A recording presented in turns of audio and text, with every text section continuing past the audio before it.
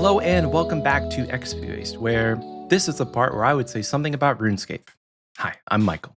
And I'm Oxie. If you're new around here, we're a podcast that talks almost exclusively about old school RuneScape. Despite the fact that neither one of us have really been in a RuneScape mood for the last couple of weeks, that's not going to throw off the train. We're still scaping it up. So if you're here for old school RuneScape related stuff, you were in the right place. If you're not new around here, we're playing the game again. I think Michael's playing it more than I am, but we're here, we're back, and IRL has still been quite busy, but we have a very RuneScape packed episode for today. Yeah. So where it's not going to be like last week we're debating about alternate universes and avoiding the news post. This week we're talking about RuneScape. So we're 100%. Here for it. Michael, what you been up to this past week? You said I was playing more RuneScape than you. Maybe. Like if you haven't logged in at all, I think that's probably where the bar is set because I'm slightly above it. I mean, you did shit this week though. You sent it in our group I did. Chat. Yeah, I did, but that was while I was editing. So Monday and Tuesday, and maybe a little bit into Wednesday, I played while I was editing, and I did pest control. I think I started the week with maybe like 40 or 50, maybe 100. I can't remember. It was less than like what it would take to buy a single piece of any outfit with for void points. And so I did pest control until I got the top, the bottom, the gloves, and the melee helm. So it's about 850 points total. And now I'm still at pest control now. I'm gonna probably be doing it the whole time we record if I can focus enough on both things to where I'm not like losing my my activity bar. But I want to get the magic helm and the range helm. And then I have the Western Province's hard diary. So I'm going to get another 400 points. So I think that's going to be 246, 800 total points. And that'll get me full elite void on the GIM, which is pretty snazzy. I was trying to think about like after our raid stream that we did for Patreon, I was trying to think of like things that I could do to prep for future raid streams, or even just like my goal of if somebody says, do you want to go top? I say yes. And full elite void will help with that because I'm taking right now, I was just taking like melee armor with a cape switch or a backpack switch for my magic and range gear. So I think having the full spread will be nice in the sense that like I have actual gear for those two styles if I take elite void. And that's kind of the idea when you're learning Tob is you go in elite void, helps you with the parts of the boss where you use magic or range, and then you can still focus with good melee gear. So it'll be very slow getting the next 800 points. I think I calculated it out, and it's about 2 to 3 minutes per game if the team is good. And my teams are pretty good. Like we're getting things done quickly. And so they're about 2 to 3 minutes per game. And I get 8 points per game with the hard diaries. And even after all that, it's still several hours of doing this god-awful activity to get void. I think pre-combat achievements, it was like 16 hours to get full elite void. Those pre-combat achievements. So bad. Yeah, because what is it, like 5 points or 4 points per like it's 5 points combat? Per hard. It's 5 points for a hard boat. Both a hard combat diary, it's 8 points. So yeah, damn. So it's a while. It's gonna be several hours. And by several hours, it's probably between like 3 and 5, I think. So at least by the time this episode is edited and posted, I'll have full elite void because it wasn't difficult to do this while I was editing. It's very, very easy. I tried to do it while I was playing D&D on Friday, and that was not good. Like, I would much rather be focused on D&D than I would be like playing pest control. So I may look into doing other things while I'm doing D&D. Like, I really, really want to get 77 rune crafting like sooner than later, because if I could just do blood runes and eventually do soul runes while I'm doing these AFK things, I'll have 99 rune crafting by like the end of the year probably. Like it'll just be such a passive thing, like how I got 99 mining. It'll be so passive that I won't even think about it. And yeah, I'm 72 rune crafting with only 2 pieces of the outfit. And yeah, just GOTR, man. Guardians of the Rift does not tickle my fancy whatsoever. Maybe that's what I'll try and do while I'm editing. I don't know. Oxie's shaking his head no. He said no. I'm assuming you tried it. Guardians of the Rift would be pretty low on my tier list for AFK-able activities to do while editing. I think it would rank. Honestly, it might rank below the Howled Sepulcher. Oh, It definitely ranks below Inferno. Guardians of the Rift. Guardians. I don't like Guardians of the Rift because it feels like you constantly have to pay attention. yeah. It's not like Winter That's Todd or true. Temporos where there's like natural built-in downtime. And it's not something like Zalcano where like, I don't know.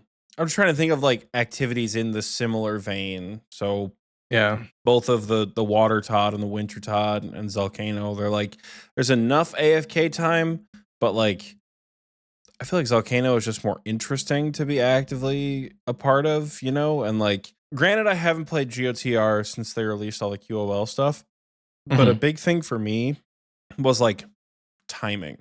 Timing is super important in GOTR as opposed to Winter Todd or Temporos. Yeah. Like, yeah, Oh, right. okay. Like If you miss a the couple, you miss a couple of harpoon swings at Temporos. That's not that big of a deal. You miss a portal at Guardians of the Rift, you've like basically wasted 15% of the game. You know, you miss like the, I don't know, you don't get there at the start, the very, very start. You don't have enough Guardian essence or whatever, Guardian fragments.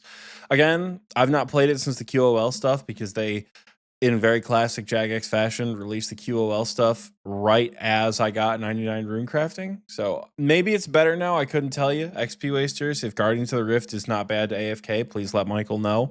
But I didn't like it because of how focused and time sensitive it was. Because again, other activities that are probably more difficult, like the Sepulcher and the Inferno, you can force it to stop.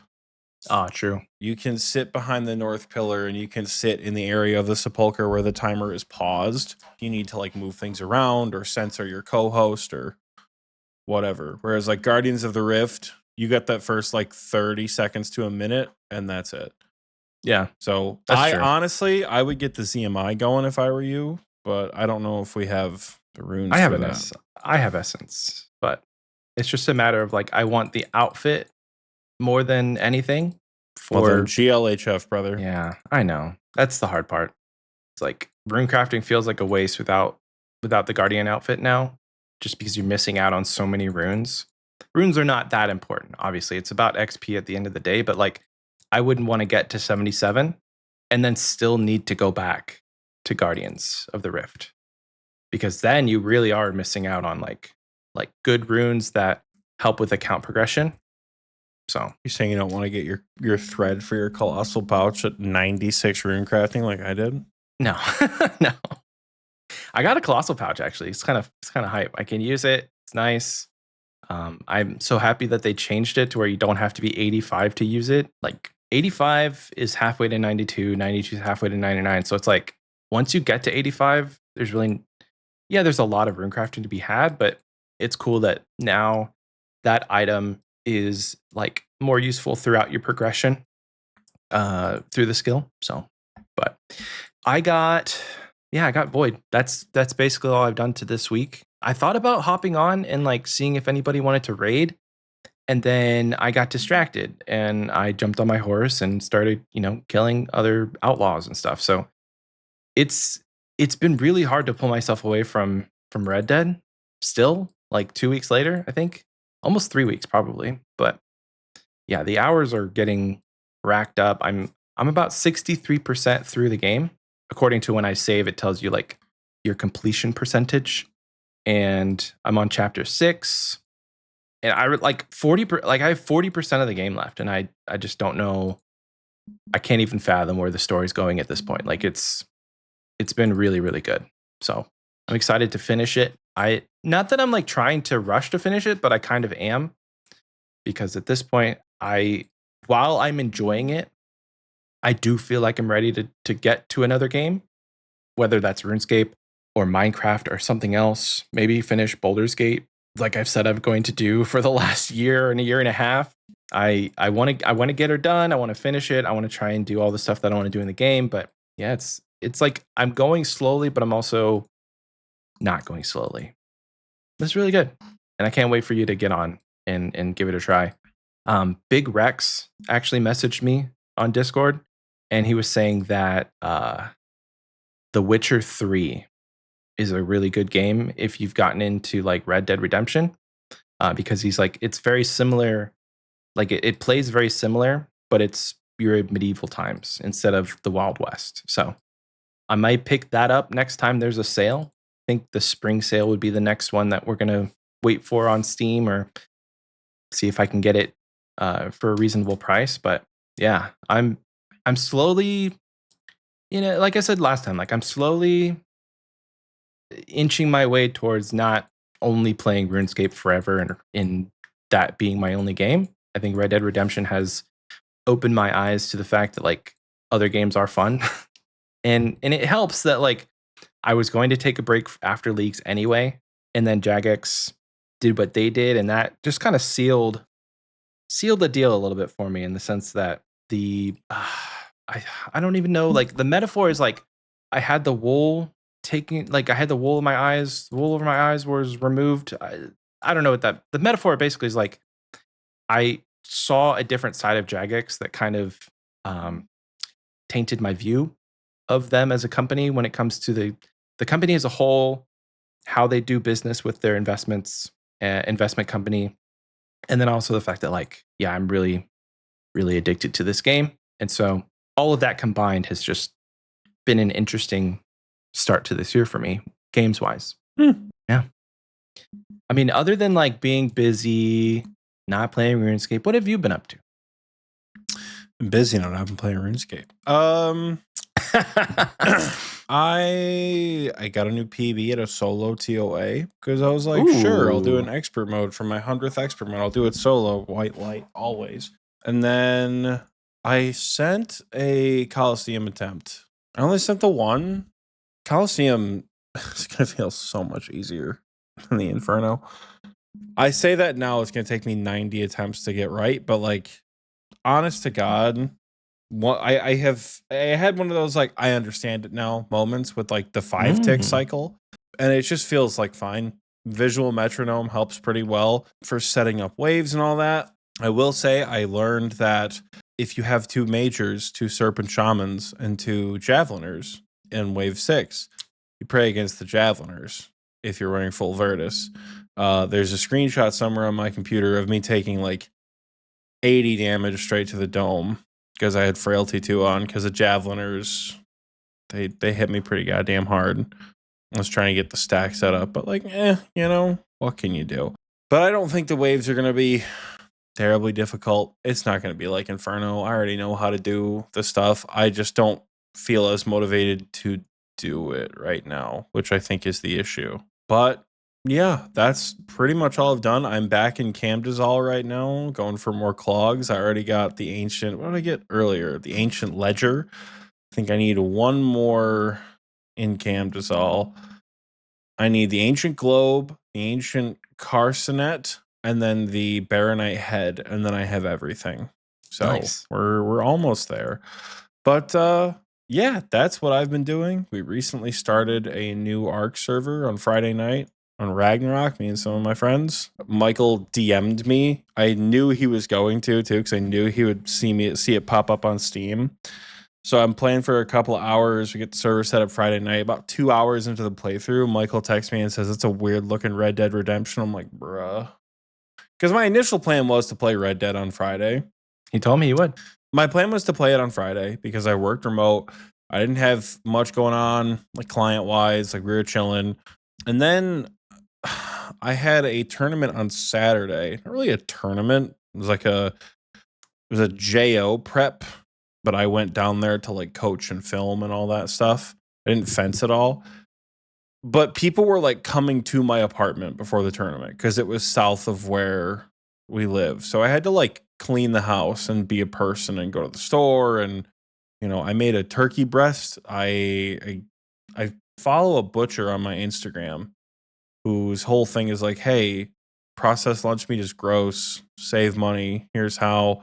And I bought like a Genio like turkey breast, like a big one. It was like Mhm. it equated to like 550 ish a pound, which wasn't too bad. And I just like carved up a turkey breast and put it on sandwiches, and they were absolutely like full Christian term busting. Like they were good. I still got some in the fridge. Like I had to make food for folks and clean the house. And finally, after making dinner and doing all that at like 9:30 at night, I sat down because I had a bunch of people DMing me about starting up the server. And I was like, all right, fine. So we opened up the server, got all the settings right. And then from like probably 9:30, 9:40, maybe even later, 9:40 to like 1-ish a.m., I played Ark because much like Michael, that old love calls your name and you're going back. I know it's not going to last forever though. But yeah, like I said, it has felt like a lot of in person, if that makes any sense. Like, I don't know. Perhaps it's just my perception of how things in the world have been happening, but I feel like I have less time to play games, but I don't know what has changed. I don't know. Maybe it's because his work has been more tiring. Though I do need to get back to the damn gym because I like tweaked my left shoulder last Sunday, actually. I felt it when Yeah, I you was talked about pushing it. out. I was like, I don't like that at all. And I haven't gone back. I was going to go back on Wednesday when I bought the controller, but it took me way too long to find a controller that I liked. And then by the time I got home, I was like, yeah, it's 9 o'clock. I'm not going to start a new Red Dead campaign because like what's going to happen is I'm going to play it. I'm going to like it. And I'm going to want to play it for like 6 hours. And I can't do that on a work night where I have to get up and go to. That's such a bad life choice for me to do that. So I don't know. Maybe I've started Red Dead. Maybe I've gone back into the Coliseum by the time this episode comes out. Yeah, I don't know. That's what I've been up to. I know the updates are small, but that's where we're at. Nice. You talked about motivation, and I was gonna say I feel like basically like you're not motivated to get into the Coliseum, and I feel like at least with the way that I view things, motivation is like 90% of getting things done. If you're not motivated, it's not gonna happen, and maybe that's what I'm feeling too. Is just like not motivated to play, um, to just get things done. Not in any morbid sense, because there are people out there who are like, if this is what Jagex is proposing, this game's going to go to shit anyway. So like, why would I waste my time? I don't think that is where my head's at, and I don't think that's where your head's at, obviously. But like for me, it's more so just having fun playing other games, and I'm motivated to do things elsewhere. So it's not necessarily a bad thing that you're not in the Coliseum. Motivation will be there at some point. Yeah, I'm not too worried about it. We'll get in. We'll get the quiver. I'm not, like I said, it's not like Inferno. I don't feel the same kind of pressure. Yeah, it'll be fine. We'll get it done. But yeah, I guess this week can be summed up as like IRL has been more prolific and admittedly interesting than RuneScape at the moment. So, but what are we talking about this week, Michael? Well, you guys have seen the title, and we are going to run through this list. Basically, Oxie and I have come up with at least one tip for every single boss in RuneScape. Now, this is not including the raids. The raids bosses will come at a later time. I don't know if it's next week or the week after or how we're going to plan that. But that one may actually take a little bit more sitting down and planning than what this one was. But yeah, we've got at least one tip for every single boss in the game. So basically, if you look at the high scores alphabetically, going down A to Z, that's how we're gonna start at the top and go to the bottom. That's how we're gonna do it today. So I don't know. Do you want to flip a coin? You want me to go first? You go first. Dealer's choice, dog. Okay, I'll take this one. Since the second one I'm not as familiar with, and I'll let you handle that one. But so the first one on our list is going to be Abyssal Sire. Now, I don't know how much time, like we haven't done this before, so I don't know how much time we're going to spend on each of these, if it's going to be trying to do it rapid fire or what have you. But basically, the tip for Abyssal Sire is switch from melee prey to the range prey when he tantrums. I'm reading this word for word for what Oxie said, but basically, after like his like body opens up, he's going to send a lot more scions, and those scions use range, and so Sire's technically not attacking you. So when you are dealing with all of that, you're attacking Sire, but the scions are attacking you, and they primarily use range. So switching to prey range will help you in that phase immensely, because even when you get him to walk to that spot and then you have to kind of juggle between two spots, that's when I start praying range, because from then on out, Sire's really not doing much damage to you. It's mainly just going to be the scions and you avoiding damage. The second tip that I wrote for this boss is, if it does become overwhelming, and like say you are praying range, but they're still just beating your ass, you can actually run south, a little bit southeast. If you're the way that the camera is angled, if you're facing north towards Sire, if you run a little bit southeast, there should be like a spot where you can trap all the scions and then use blood barrage on the pile, basically to get health back. And if you want to wipe out all the scions at that point, you can too. But since you're going to be on ancients anyways, for the shadow barrage, it can be good to have blood barrage with you as well, just for that extra healing. I know that I've had to use it a couple of times on the GIM when I was going for kills, because sometimes like the DPS just doesn't hit, and other times you can just whack Sire 2 or 3 times with your arc light in it, and the hits land during the third whatever last phase. But if you're getting beat to shit, then you can run south, blood barrage, heal back up, run back up, kill Sire. I've never done the blood barrage method, but I've heard people like it. I've never done it. I've just, died. But yeah, that's dying sucks there though, because it's such a long run it's back. a pain in the ass. It feels really bad because like Sire doesn't stay there, so his health doesn't reduce. You just have to do the whole fight over again. Feels real bad. It does.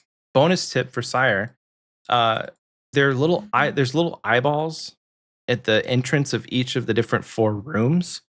If you click on the eyeball, it'll actually tell you if somebody is in that quadrant.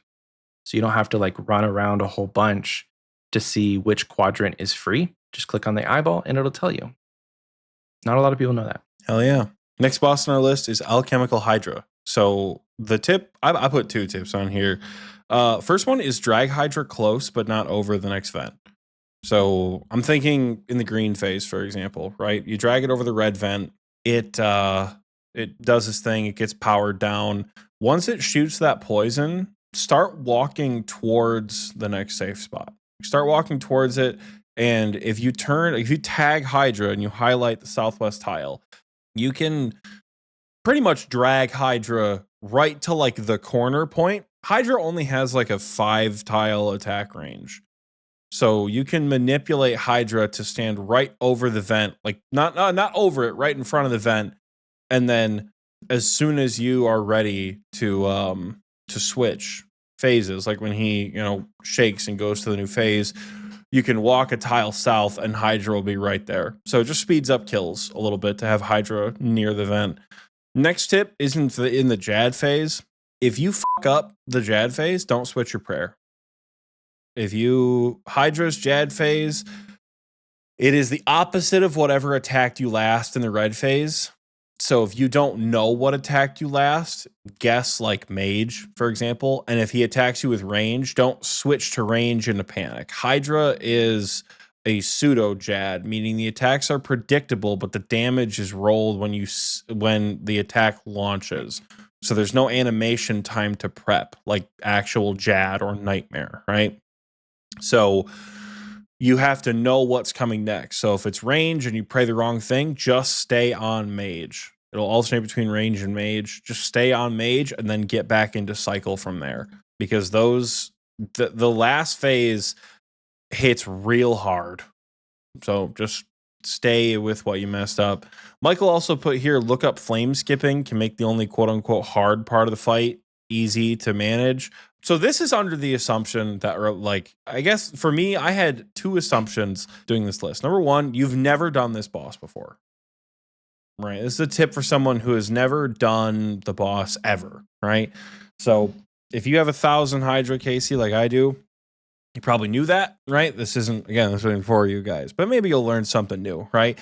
The other thing we put on is like watching a guide is not a very good tip because number one, what's the point of having this episode? Number two, most of you guys are going to look up a guide on how to kill the monster or the boss before you go to kill it for the first time, right? So like if you watch a Hydra guide, I don't remember who, somebody has a very good Hydra guide out there. I don't remember who. But they include the flame skip, even in like the tile packs they have in the description. So flame skip is super simple. You just kind of corner trap where the flames are and they can't hit you. It's very hard to explain in a podcast format without being able to show you in a YouTube video. So I think this is the only time we're going to say look up a guide because I can't describe that to you. Like I can't do it in a way that makes sense if you've never done Hydra, you know? Yeah, Hydra is not a hard boss. It just has a lot of mechanics that you have to remember when you're first starting out. So watching that guide, getting each part of the fight down can be pretty easy because a lot of it can just be skipped, which is nice. Next up on our list is a Moxolotl, which this is one of the newer bosses that came out this year or last year, 2024, with the Varlamore Part 2. A Moxolotl is fairly easy, but it's actually a really cool boss for the mid game because it starts to introduce you into end game ish mechanics. There's a part where you have to avoid the circles on the floor while looking for specific attacks that the boss is doing. So the only real tip that we have for this one, other than just avoid the avoidable damage, is bring more prayer potions than food. Eventually, you're going to get to the point when you're doing a Moxolotl that you're taking way less damage, and it's going to be a situation where you're just having to maintain your prayer points, which is kind of nice, honestly. Anytime you get to that point with any boss in RuneScape where the whole goal is not to like eat over your mistakes, but just maintain your prayers, it's really nice. It's good. It's a good feeling, and you can stay at a Moxolotl for a long time. Most of the drops are stackable, so you're not have to worry about that. But yeah, just bring a lot more prayer potions than food. Obviously, if you're first starting out and you're learning the boss, it's going to take you, I would say, between 5 and 10 kills to really understand it and get to the point where you're not taking as much damage. So that's a pretty simple one. It's fun. I wish I had more tips on how to get the speed run time other than just have best in slot gear. But yeah, alas, I'm like a tick off of the speed run time. So have best in slot gear, I guess. I don't know.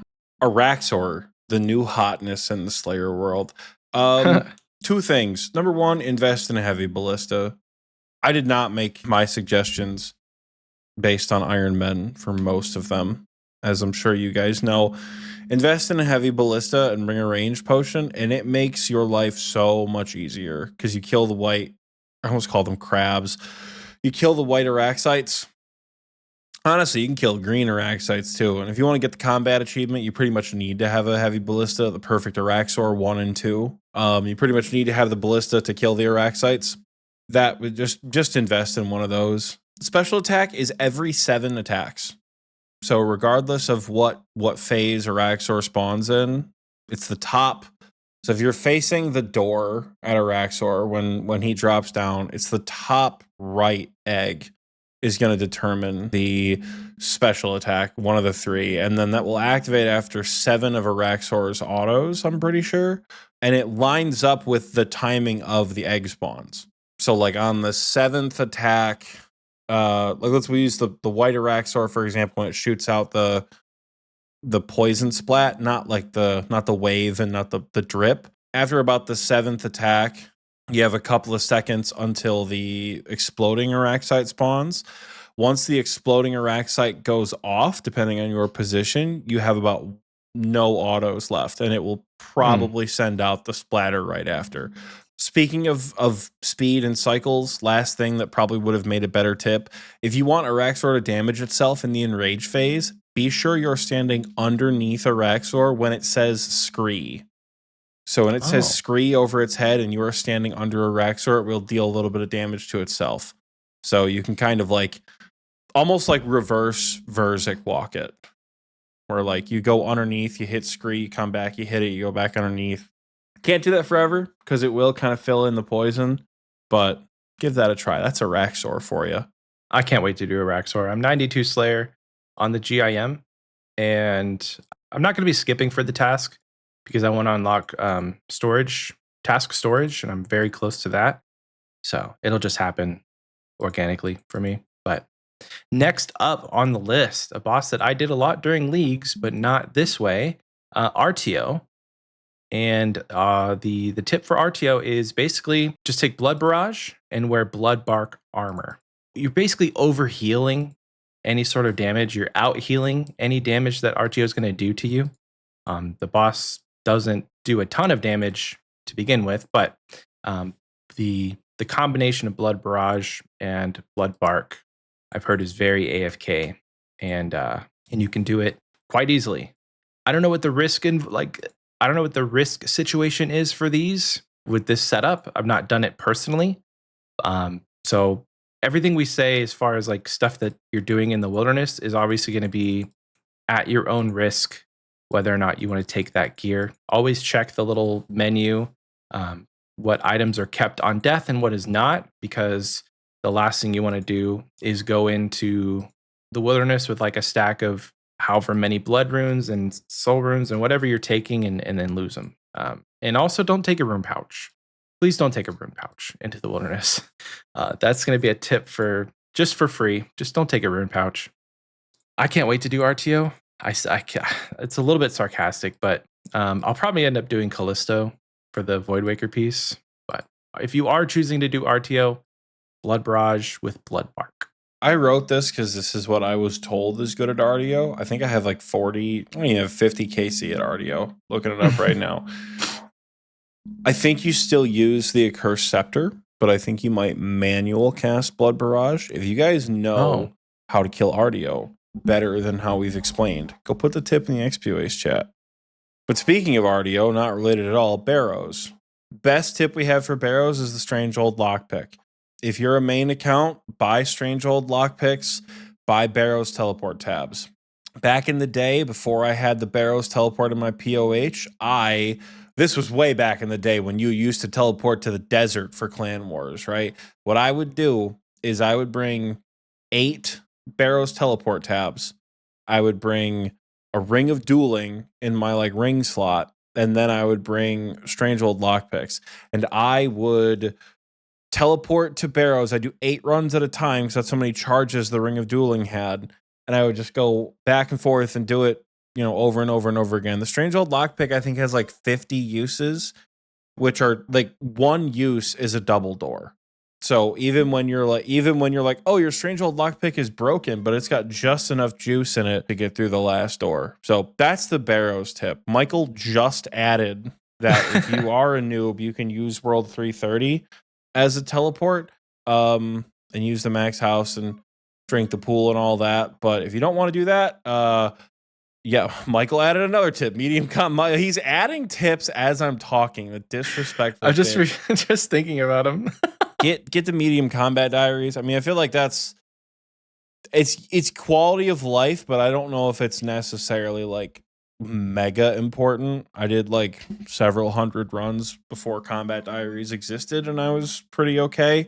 Like, it's convenient, especially if you're an Iron Man. It's convenient, but ain't no irons in this house. So it is also a bit different doing Barrows with a lower than 99 prayer, or I mean, even like at the point at which Barrows is useful for your account, you probably have like just gotten 70 prayer for the diary, and having a lower prayer can kind of suck if you are trying to avoid damage. So having the medium combat diaries just save those extra prayer points where when you're wielding the hilt, the prayer doesn't drain in the tunnels. Next up on the list, we have Bryophyta. Now, I don't know if you guys thought we would skip the free-to-play bosses, but we're not going to. We didn't skip them because this morning when I made this list, I went to the RuneLite high scores and just from left to right, top to bottom, wrote down every single one.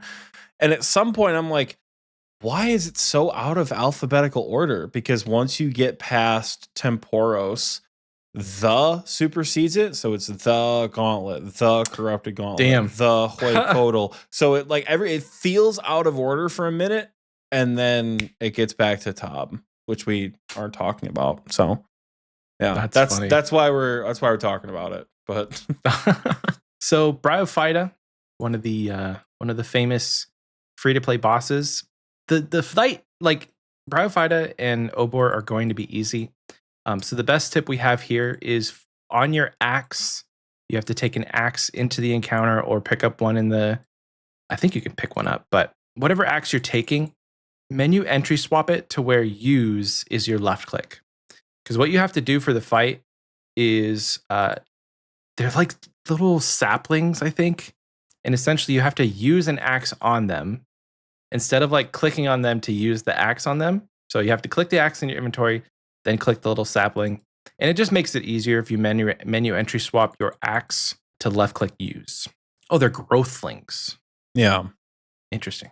This works especially well if you have like 10 keys in your inventory. You go pick up a bronze axe from the room like that she spawns in, and then just keep it for the next 10 kills. It also prevents you from we don't really cut the tree at Muta anymore, but it prevents you from cutting the tree at Muta or holding the axe while you're cutting the tree or anything stupid like that. Yeah, that's true. Because you won't be able to equip the bronze axe. But yeah, it's my little pro tip for that boss in particular. Because even Bryophyta's got something, But Callisto, Michael has put Church of Bear. That was his original tip. Was just Church of Bear in all capitals, which I didn't think was particularly helpful. So if you've never been to Callisto before, make sure that your major, whoever's in charge of maging and freezing Callisto, stands on the other side of the room. So I like to if you're facing the rope that you jump in on, right, with the escape caves behind you, I like to have all of the players on the right side towards the bottom door, and then the freezer on the top left. Sometimes there are 2 freezers. That's also very helpful. You'll beat the shit out of Callisto if everybody brings mage. I thought about putting a DD tile as a pro tip, just talk to your friends about a tile that is considered the DD tile, and if peak hairs come in, you all go to the exact same tile, and when those idiots ice barrage you, then it's 10 versus 2, and you can just kill them right there with bear around. But in my experience, that's also led to a lot more casualties, because we stopped focusing on Callisto, and Callisto just hits us with and his name is John Cena, and stomps all of us and hits us all for 60. So that's funny. You win some, you lose some at Callisto, but fun boss overall. Go do it. Go. All the big wilderness bosses, the big group ones, are fun as hell. Yeah. Yeah, they're designed with groups in mind. Besides Vedion, maybe Vanatus too. Callisto's really the only one that would suck to solo. So that's why I said Church of Bear. It's just that is a known phrase around TNL for we're getting a bear mass going. So next up on the list, though, we have Calvarion. This one, the boss is super simple, but the only Oxie just said on his, he just said don't do Calvarion, I guess is his tip. But my tip for Calvarion, and subsequently also going to be for Vedion, is step under the boss during the transition phase from once you kill the purple phase. He does that circle of yellow lights, and he goes roar, and then he changes to his yellow form. So if you step under him during that phase, you'll avoid all the damage. Because generally what happens is you're right next to Calvarion or Vedion, and you're trying to kill them. You kill the purple phase, and it's pretty difficult to get 6 spaces away from him in the time before that attack goes off. So usually what I do is I just shift click Calvarion or Vedion after you kill the purple phase, and you wait for that yellow phase attack to be done, and you're good. So stand underneath. A little pro tip for all the wilderness bosses, kind of an all-encompassing tip, is if you don't have an alt, get an alt that has membership and just stand outside the cave and use it as like a scout to see if anybody's about to hop in. It's not necessarily going to be that important if you're doing the singles bosses, because you can teleport away within those caves. Or if you just use the door, it like takes you back out, and there's no escape cave to worry about.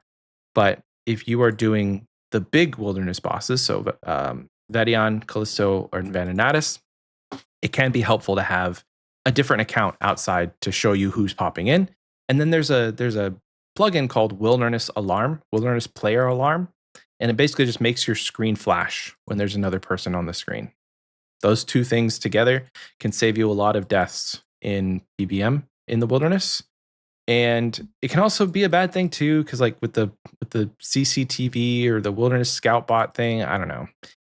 Just anything we say about the wilderness, do at your own risk. Obviously, do your research, do your own things, but these are just kind of helpful things that we've experienced with when you're in the wilderness. Hell yeah. I was gonna think, I almost mentioned the player alarm, so glad you brought it up. Cerberus is next in alphabetical order. Look me in the eyes. Invest in a goddamn spectral. No, but it's 45 mil. I don't know how to sell something. Sell your Dragon Hunter Lance. Sell a piece of Missouri. Sell a piece of Virtus. Sell something for the duration of the Cerberus task, and then sell the spectral back. The spectral extends trips in a way that you don't really understand until you have it. Instead of getting like 90 prayer damage or something from those ghosts, you only take 45, which is still a lot, but wow, does it help for the ghost. Like I go to Cerberus with a scythe and a blood fury. I'm there to spend money.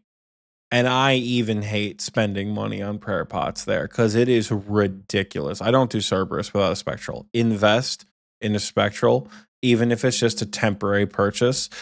When Cerberus inevitably comes up on a bingo board and you get a task and you don't have a spectral, see if your teammates will loan you one. That's how it's very rare that like a piece of content is, in my mind, heavily dictated by whether or not I have the right gear for it.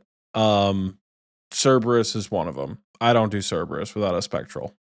Invest in a spectral. Or if you don't want to like deal with prayer and you don't care about slower kills, we didn't write this one down, but it just came to mind. Look up the Red X method. There's a method where you can stay low HP with Darox, and you can basically Red X Cerberus, and it will never attack you. It will never send ghosts. Kills take forever, but you're not using prayer and you're not using supplies. Have you used that method before? I've not used it, but I watched Goose do it on his GIM, and it looked pretty easy. So if I'm gonna, like, the next time I get a Hellhounds task, definitely gonna try it on the GIM. Like I said, they're very, very, very slow kills. You'll get them done. Like Cerberus is kind of slow anyway, even with doing it the normal method. So you're just kind of like, I don't know, you're committing to a long grind if you're gonna do an entire Hellhounds task at Cerberus. Scythe, Blood Fury, Slayer Helm, Thralls. What's the other one? Unless Death you're Charge. Death Charge. Cerberus takes 1 minute per kill. You get 50 kills an hour. Sheesh. Look at you. Next up on the list here, Chaos Elemental.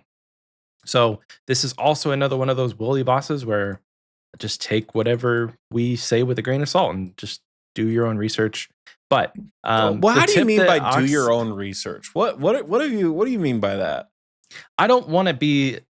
We're not going to be held liable, obviously, but like I don't feel comfortable giving people tips for wilderness content when I can't tell you like here's what you wear and this is what you do, because everybody's interactions with the wilderness are going to be different, because there is the potential that you could die.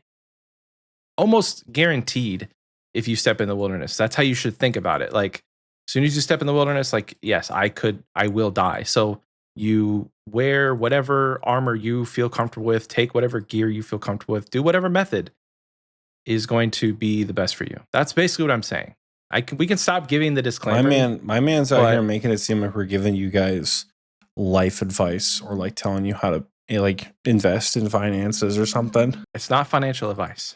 Yeah.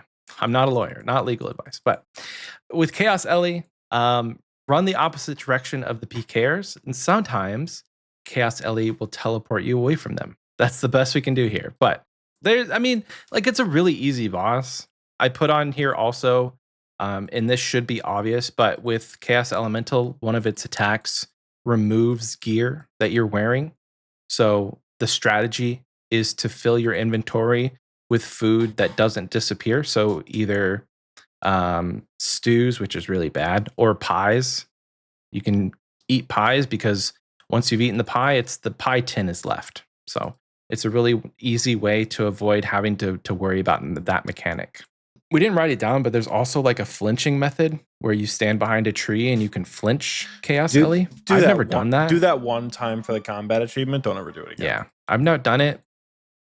If you want to do it, maybe you're a hardcore Iron Man and you want to be like the most safe. Yeah, that's what I got. Yeah.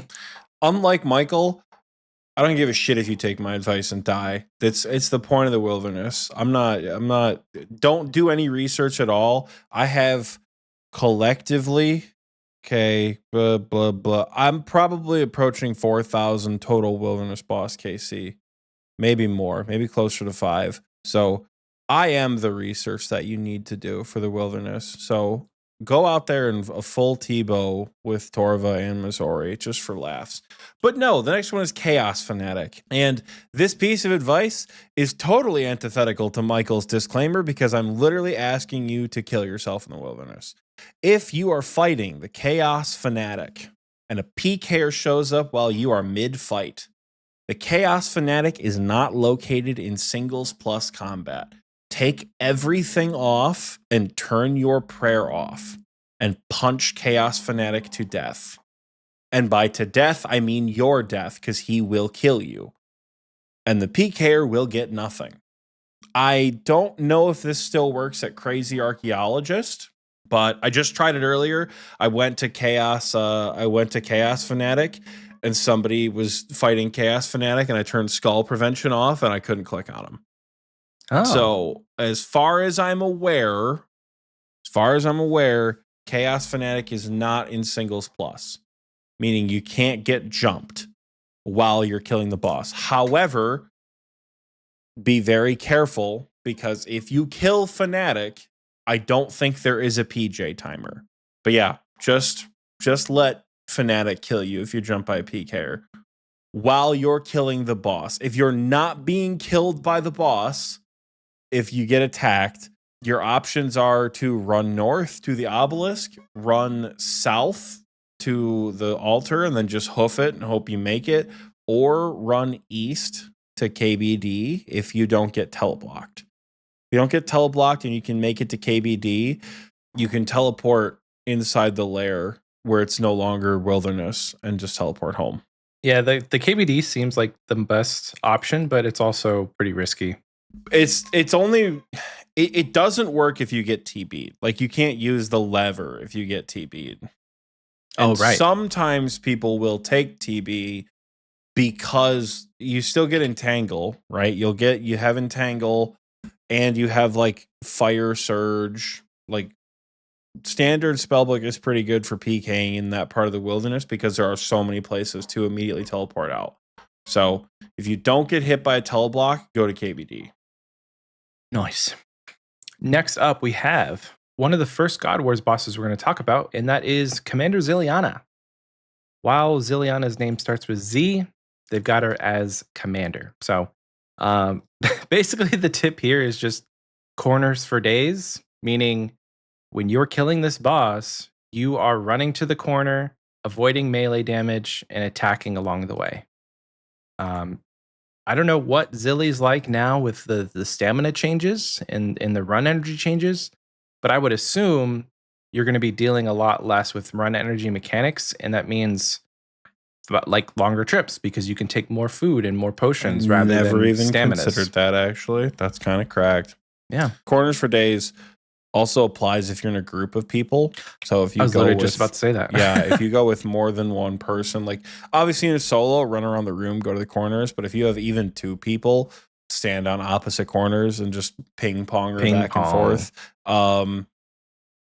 I got to level with you. Unpopular elitist opinion. I don't want to go to Zilly with more than 2 people. More specifically, I don't want to go to Zilly with more than 2 T-bows.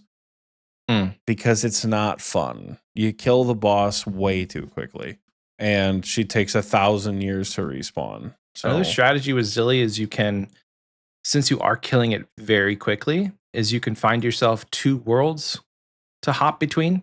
And if you have more than 2 people, I mean, even with like 2 or 3 people, sometimes you're killing it so fast that it does make sense to hop between worlds to kill it.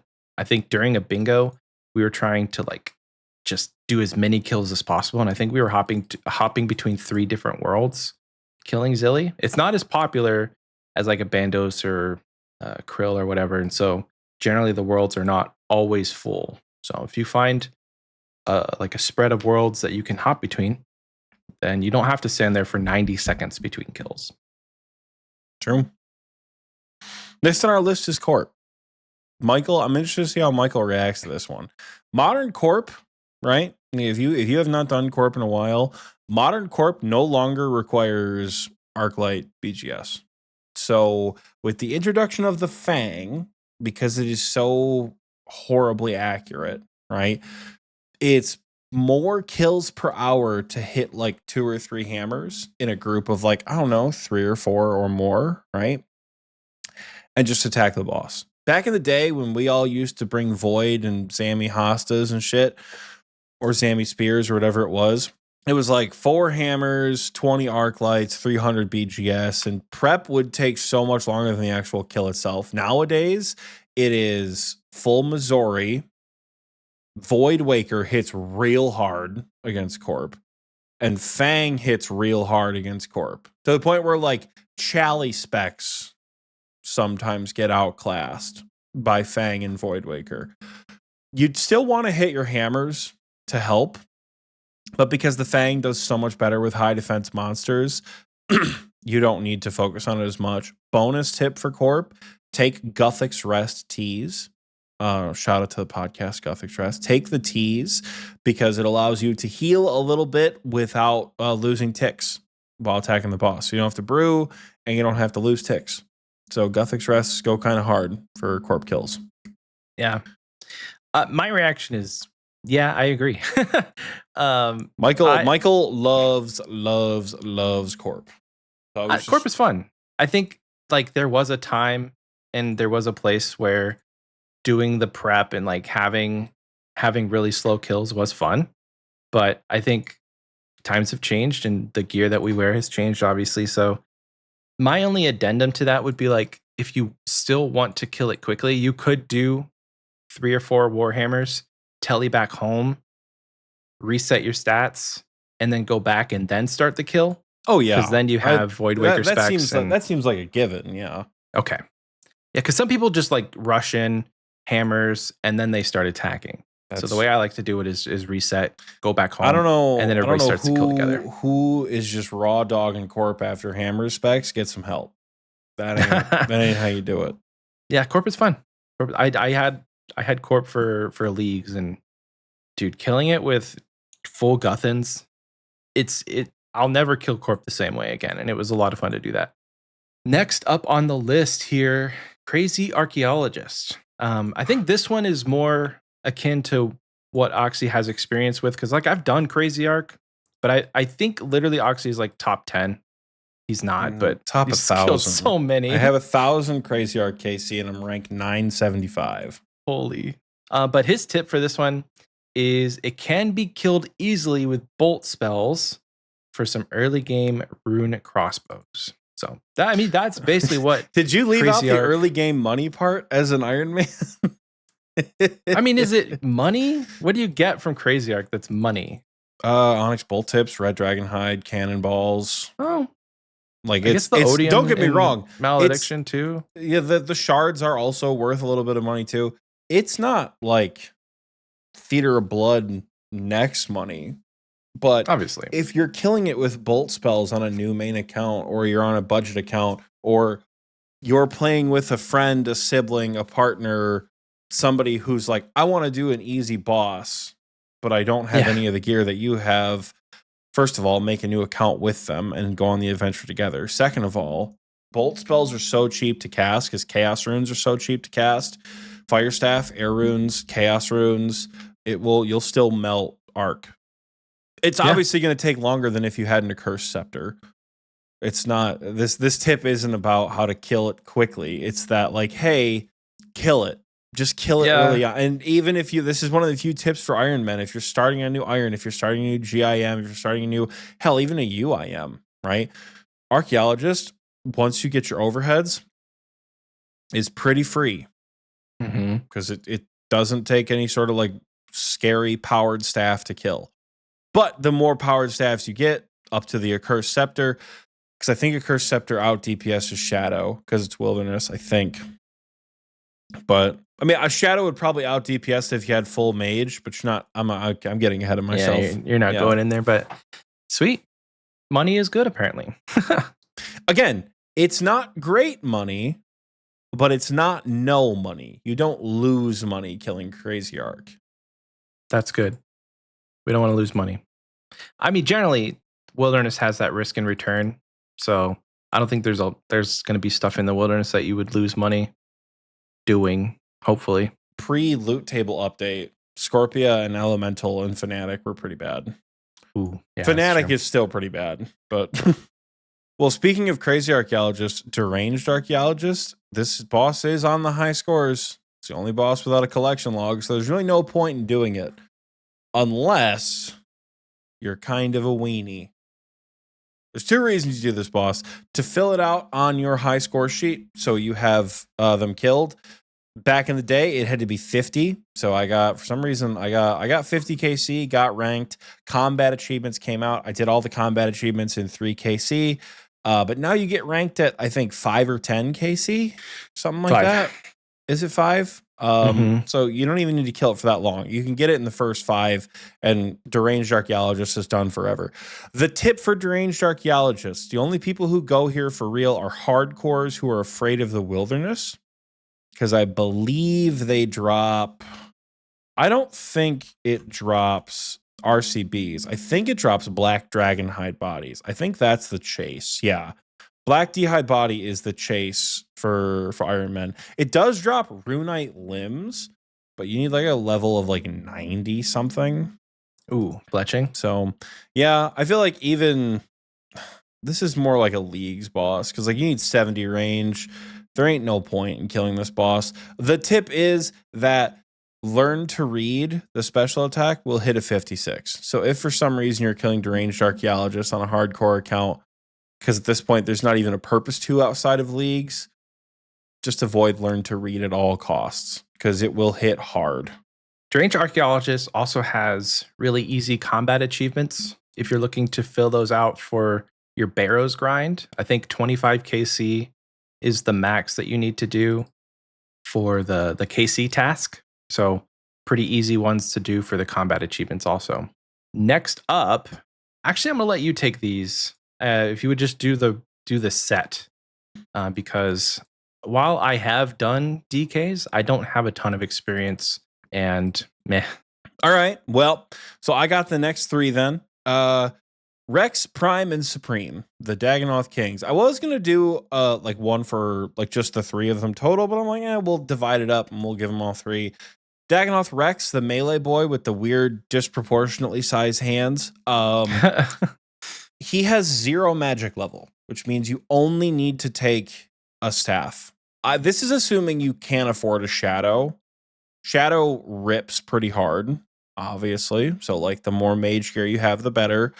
But even if you only have, Trident of the Seas, Trident of the Swamp, Sang Staff, something, you're gonna kill Rex. Hell, I safe spotted that bitch with a Warped Scepter and like Fire Blast on my GIM. Like, you really, really don't need a ton of magic gear. Which, if you're going to tribrid, what I like to do is I think I take a 6-way.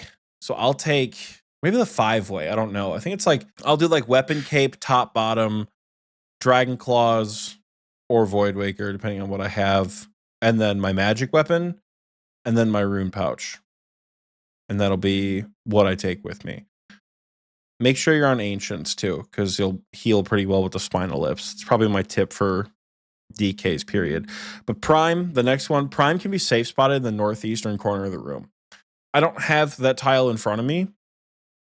Ivan's Blast. Yes, Ivan's Blast works pretty decent for low levels. Thank you, Rune. I knew there was one that was more effective than Fire Blast. I probably took Ivan's Blast if I'm being real with you, because I still use the death runes. But yeah, Dagannoth Prime is the magic boy. He will hit you like a truck, and you can safe spot him. There's a tile that you can stand on where only he will catch your aggro. It's not a true safe spot, but you're safe from the other two kings.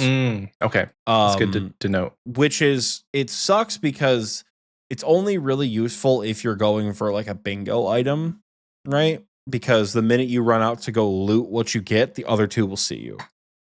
So Telegram? when you're on Ancients. You should be on Ancients, exactly. So fair warning, when you're there, if you're safe spotting, quote unquote, like pseudo safe spotting prime, you're going for a chase item. You're going for a mud battle staff, or you're going for a Sears ring. This is like a bingo tip, more or less. And then for Supreme, the tip is he's tankable.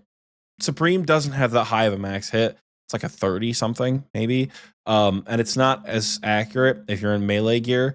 He's tankable because if he spawns alongside Prime, the magic one's max hits like a 60 something and will kill you. So especially when you first go down into the crater, first go down to the little Dagannoth lair, you never pray range despite Supreme being the one to see you first. You pray mage. Because if you get in, you go down, you freeze Rex, praying mage, just dump specs into Supreme. It shreds to claws. It shreds to Void Waker. Again, you're talking to me, so I take Tebow Scythe when I go. You tear them up. It's not even like the Supreme really is one of the least scariest ones down there. Prime is the only really scary one. So that's my tip for Supreme. It's just if you have to, you can get away with not praying against him. But nice. All right, Michael, you got the Duke. Really, the tip here is bring a light bearer switch for the prep phase. You have enough time in between whenever you have to go and prep the things for the kills to where if you're wearing a light bearer, you're going to get some of that special attack energy back. I've not tried it, but some is better than nothing. So having that ring switch, you don't need to wear it the entire kill. It's not recommended. But during the time at which you're not actually killing the boss, you're really just running around, get that double regen back, special attack regen, and use your specs during the boss casing. Yeah, it is imperative that you have a BGS or something, because Duke feels so bad with a scythe if you don't reduce its defense. I'm sure Death Charge would also go pretty hard. If you hit the Death Charge before you kill it, paired with the Light Bearer, you'll have your specs every time. Vacant Void's roasting me in the recording booth chat, and he paraphrased my set and paraphrased what I just said about the DKs. And he said, boss that came out in 2005 is not scary when using mega rares. Yeah, you know what? That's fair. I'll take it. It's fair enough. Oh, good old Garage Door. Everybody's favorite God Wars dungeon boss that people love to go to because that's very nostalgic and it makes you a lot of money. And everyone seems to forget that Bandos is one of the most boring bosses in the game to kill in a group of people. Bandos is rough. I have a love-hate relationship with Bandos. I love taking learners to Bandos. I love when people are like, I've never been to God Wars Dungeon before, and I can put the full Justy on with the door and the scythe or whatever I have with. Like, usually if I go with learners, I'll take like Guthans, Justy, I'll have like a Zammy Hosta and a DFS, or I'll have a door or something. But then I'll also bring like Claw's Voidwaker Scythe, just in case one of them picks up the aggro. I can just like turn gears and just destroy Grardor just in case. So part of me really enjoys taking beginners who have never been to God Wars Dungeon before. When it's a bingo team and we're trying to world hop and everyone has shadows and Bulfas and Voidwakers, it's the most boring thing in the world. Bandos needs a faster respawn time. I know I just bitched about it in leagues, but Bandos needs the option to have a faster respawn time because wow, it's rough. And I'm just not a big fan. But the tip for Bandos is if you are tanking, which eventually you should be tanking, right? Bandos is not a hard boss to tank. 2 attacks, step under. If you're using a 4-tick weapon, if you're using a what's it called, Hosta, for example, I use a Dragon Hosta if I'm tanking because it has defensive bonuses as a weapon. So you use the Zamorakian Hosta, 2 attacks, step under for a couple of ticks, and then go back out and attack. It's not like a Verzik walk or like the step under method at Verzik P3 where you just like boop step underneath when her attack loads. You're trying to avoid the attack entirely. So you're trying to have like Grardor skip an attack, if that makes any sense. So 2 attacks, step under. If you need to eat at Grardor, step underneath him because he won't switch tank very easily, if at all. So 2 attacks, step under. Right on. So next up is everyone's favorite mole, the giant mole. The tip here is to go to YouTube and look up Poor Man's Guide for Bossing. We'll have it linked in the description. And knew you were gonna. I fucking knew you were gonna say, there's a pretty good guide you could watch on it. Good God. Anyway, that's not the tip. I just wanted to get Oxie riled up. But the tip here is to get the Falador Hard Diary done. What this does for you is when you have the shield with you, it basically acts as a mole locator. Now, if you've done mole without the mole locator, you know how annoying it can be. So if you have the Falador Hard Diary, it just puts a little arrow over Mole's head and it tells you where it dug to and where to run to where to find it. If you don't have the Falador Hard Diary, you can actually cheese it a little bit. I don't know how effective this would be because I have not tested it. But essentially, if you don't have the Falador Hard Diary and you for some reason want to do mole, just cast a thrall.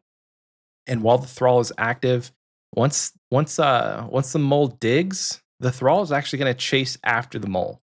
Now, thralls go like comically slow. So you're basically just going to be able to see which direction mole went in rather than like this is his exact location. So it'll point you in the right direction, but it's not going to find it before you would find it essentially. But like mole's an easy boss. Like there's really no other tips besides just some quality of life stuff that you could have. Get it done. Very easy boss. Yeah, Nico in the recording bit says you can make an educated guess once you have the direction. And getting the direction is really half the battle. So yeah, D4 Drake also mentioned bring a bullseye lantern, which again, bullseye lantern or Bruma Torch. Yeah. Candor and headgear seems like a given, but build the fire. Build the damn fire after my arm, making friends with my arm, build the fire. You never have to worry about that again. Grotesque Guardians. It's hard to give a tip for these boss other than don't do it. But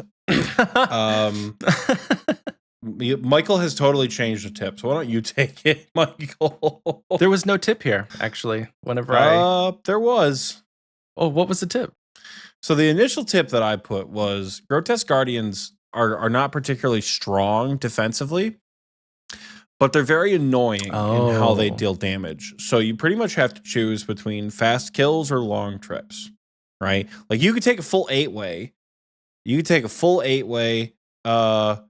See, it's right there. I knew it. I just put it back. I knew there was a tip. Sorry. God. I apologize. You rat bastard. There wasn't a tip there. But yeah, you pretty much have to choose between like you take 8-way best in slot for the 2 styles, and they'll die pretty quickly. You'll just have less food because GGs will occasionally drop like potatoes, But other than that, they'll drop like brews, which are super inconvenient because I don't think they drop restores. I think if you've not done it before, you can take less. Take less switches and more food. Just be comfortable. Michael also has a tip. So when you first start the fight, you can only attack dusk. No, you can only attack dawn, the flying one, the one you have to attack with range. You'll ring the bell. They'll come down from their pedestals. You want to run. If you're facing the bell, right, you want to run all the way to the right towards where dawn is. And then once you're in that corner, you run like diagonal kitty corner 3 tiles down closer to dawn. And it will make the melee guy dance between the walls and dawn if you get it correct. Mm-hmm. I haven't done GGs. I think I did Grotesque Guardians for the first time in like a year and a half in leagues to get the Echo Orb. Got the Echo Orb. Did a 1 KC Barrow's glove drop. Oh, nice. From, or whatever the Echo item was, the gloves. Got that on 1 KC. And then was like, all right, cool. GGs are done. Just like go. Didn't go back. So yeah, it's been a hot minute since I've done Grotesque Guardians, but yeah, those are my tips. Just take less food, or take less switches. You don't need them. True. Echo GG was so much fun. I think I got it in like 20 something KC, but the fight very, very engaging, very, very fun. Regular GG's not fun. I guess like Echo GG's was fun. Echo GG's was good. Yeah. The if you're looking for combat achievements, GG's is like like an open resource. You do 1 kill, your first kill, you're gonna get like 8 combat achievements. I'm exaggerating, but you get a lot if you just do the boss. So if you have 75 Slayer and you get the Brittle Key, just go do a GG's kill, even if it takes you 4 or 5 minutes. Get it done, and you'll get some combat achievements, because we talked about combat achievements earlier for trying to do Barrows. So get her done. Next up on the list, Hispori. Now, when you think boss, you don't really think Hispori, but it's on the high scores. So we're going to do it. This one's, I mean, the fight itself is very easy, but there are some like things you can do to optimize it. So when you first start killing Hispori, if you stand on the corner, once the flowers spawn, you'll basically be able to hit 3 of the flowers without really moving if you have darts or your blowpipe. And then you just run around quickly and do the 4th one. And it gets the flower phase done fairly quickly. If you're trying to get the speed run, I would assume that that's how you manage the flowers. It's an element. Is you stand on the corners. You stand on the corner, spawn a thrall as soon as Hispori comes up. So I think it's like you spawn Hispori, you do flower, thrall, attack the boss until it's right at the last, like right before it's about to drop to the next segment, and then dump a Chally, because you want to hit big enough with your Chally where you can skip a flower phase. Like I think on my speed, I have a 30-second PB at Hispori, and I hit like a 116 Chally and just skipped the entire second phase. Nice. So it's possible to do it quick. Very cool. But a second tip here is before you go into the fight, just sipped an Antidote Plus, and you could do a superset too. Like if you have attack, strength, defense, or super combat, basically like don't take those potions in with you because you won't need them. The fight is so quick, but if you pre-pot all of that stuff going in, it can make for an easier fight. And then once you get in there and you do the flowers, then you can dump specs and kill it quickly. Oh yeah. I guess the tip should have been like how to get fast Hispori seeds, which is basically doing seaweed, is I've heard is the best way to get Hispori seeds. I was thinking farming contracts. Pretty good for Hispori seeds. That too. But Calphi Queen. Oh, misery. Misery incarnate. Hear me out. Even if you don't have the shortcut, even if you don't have the Elite Diary shortcut, Vengeance, Blood Fury, BGS, Ring of Suffering, the kicker, 1 kill trips. Slow, but it's reliable. You have spec going into every single kill. BGS is better than Warhammer because of the defense levels of Calfight Queen, I'm pretty sure. I think she has lower defense, relatively speaking. I don't have the numbers in front of me. That, and I think BGS is just a little bit more accurate than Warhammer is. But again, sometimes all my homies hate the scam hammer. Maybe Elder Maul is better these days. I don't know. I haven't done KQ like this in forever, but perhaps Elder Maul is better. You want to rely on dealing as much free damage to KQ as possible. Big venges. Big venges. That's where Ring of Suffering comes in. Many years ago, King Condor released a video about Calfight Queen. And I know he's been here and there, sometimes controversial with people, but the Calfight Queen guide, he mentioned that the Ring of Suffering dealt like 30 something damage to KQ over the course of the fight, which like you really can't ignore. It just makes the fight a little bit longer if you don't have like, you know, a Berserker ring or something. Depending on what you're going in with, I know nowadays we have the Karis Partisan, the blue one, the Karis Partisan of Breaching.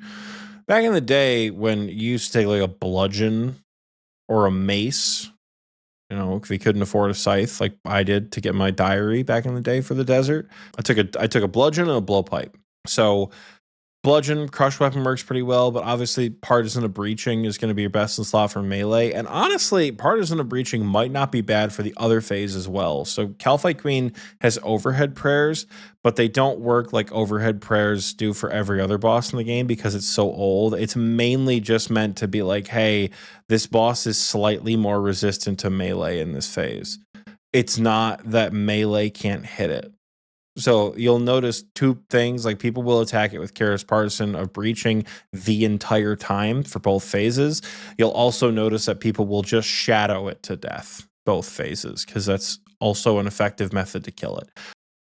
So that is my advice if you're really trying to sit down and go for your head. Michael's bit here is if you have an alt, have it bring supplies and park it right outside out of sight. This method is not bad.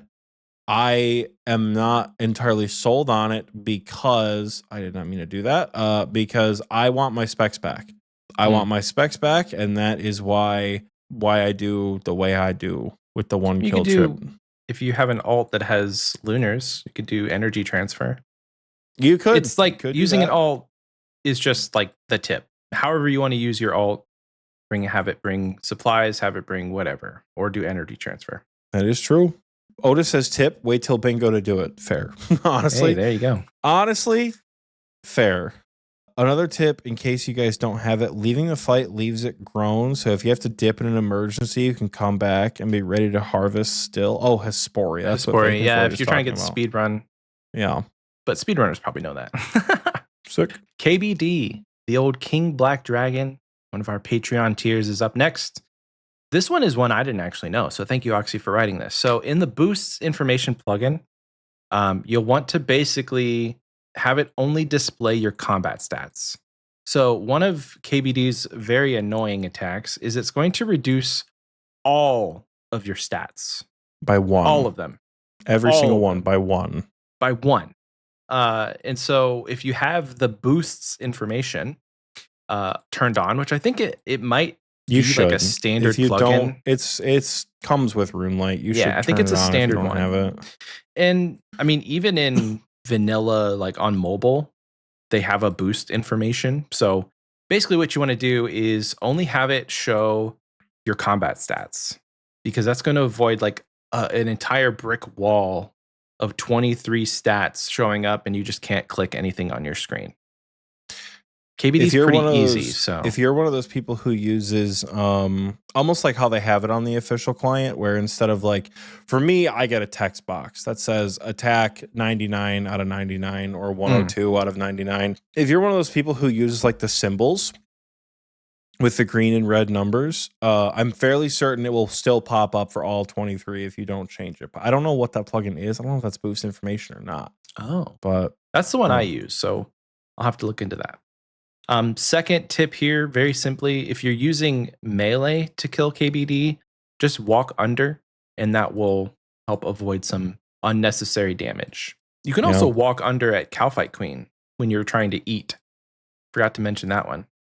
A lot of bosses have that mechanic where if you walk under it, it stops attacking.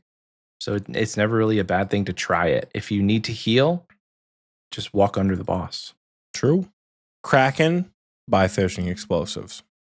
Easy. This shouldn't even be a tip. This shouldn't even be a tip. This should just be how we do Kraken. But I have met people who don't know this in the modern day. A couple years ago, they released a they released a QOL update where the fishing explosives that you use to get mogres out of the water, you can use them on Kraken, and Kraken will immediately spawn. Bring as many fishing. You know what? Here's my tip for fishing explosives. If you have 150 Kraken, bring like 160 or 170 explosives. Because sometimes if you get a little bit too antsy, you can throw a fishing explosive in before Kraken has technically respawned in the pool. And nothing is more infuriating than leaving a private instance because you're one fishing explosive short. Granted, you can still wake up the tentacles the old-fashioned way, but like, what do you think this is? I don't know. Poor manscape? Bring fishing explosives. Yeah, easy. I bring as many as I have on task. Just it like helps me count it down. I know that there's a counter on the screen.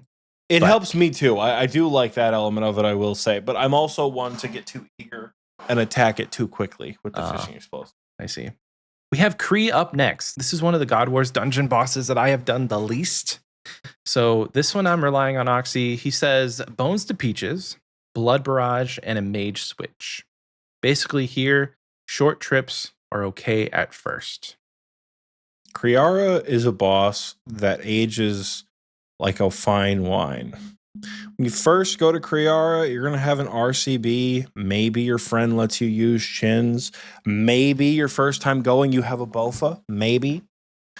But if you're unless you're an Iron Man, first time you're going to Kree is usually when you're with someone.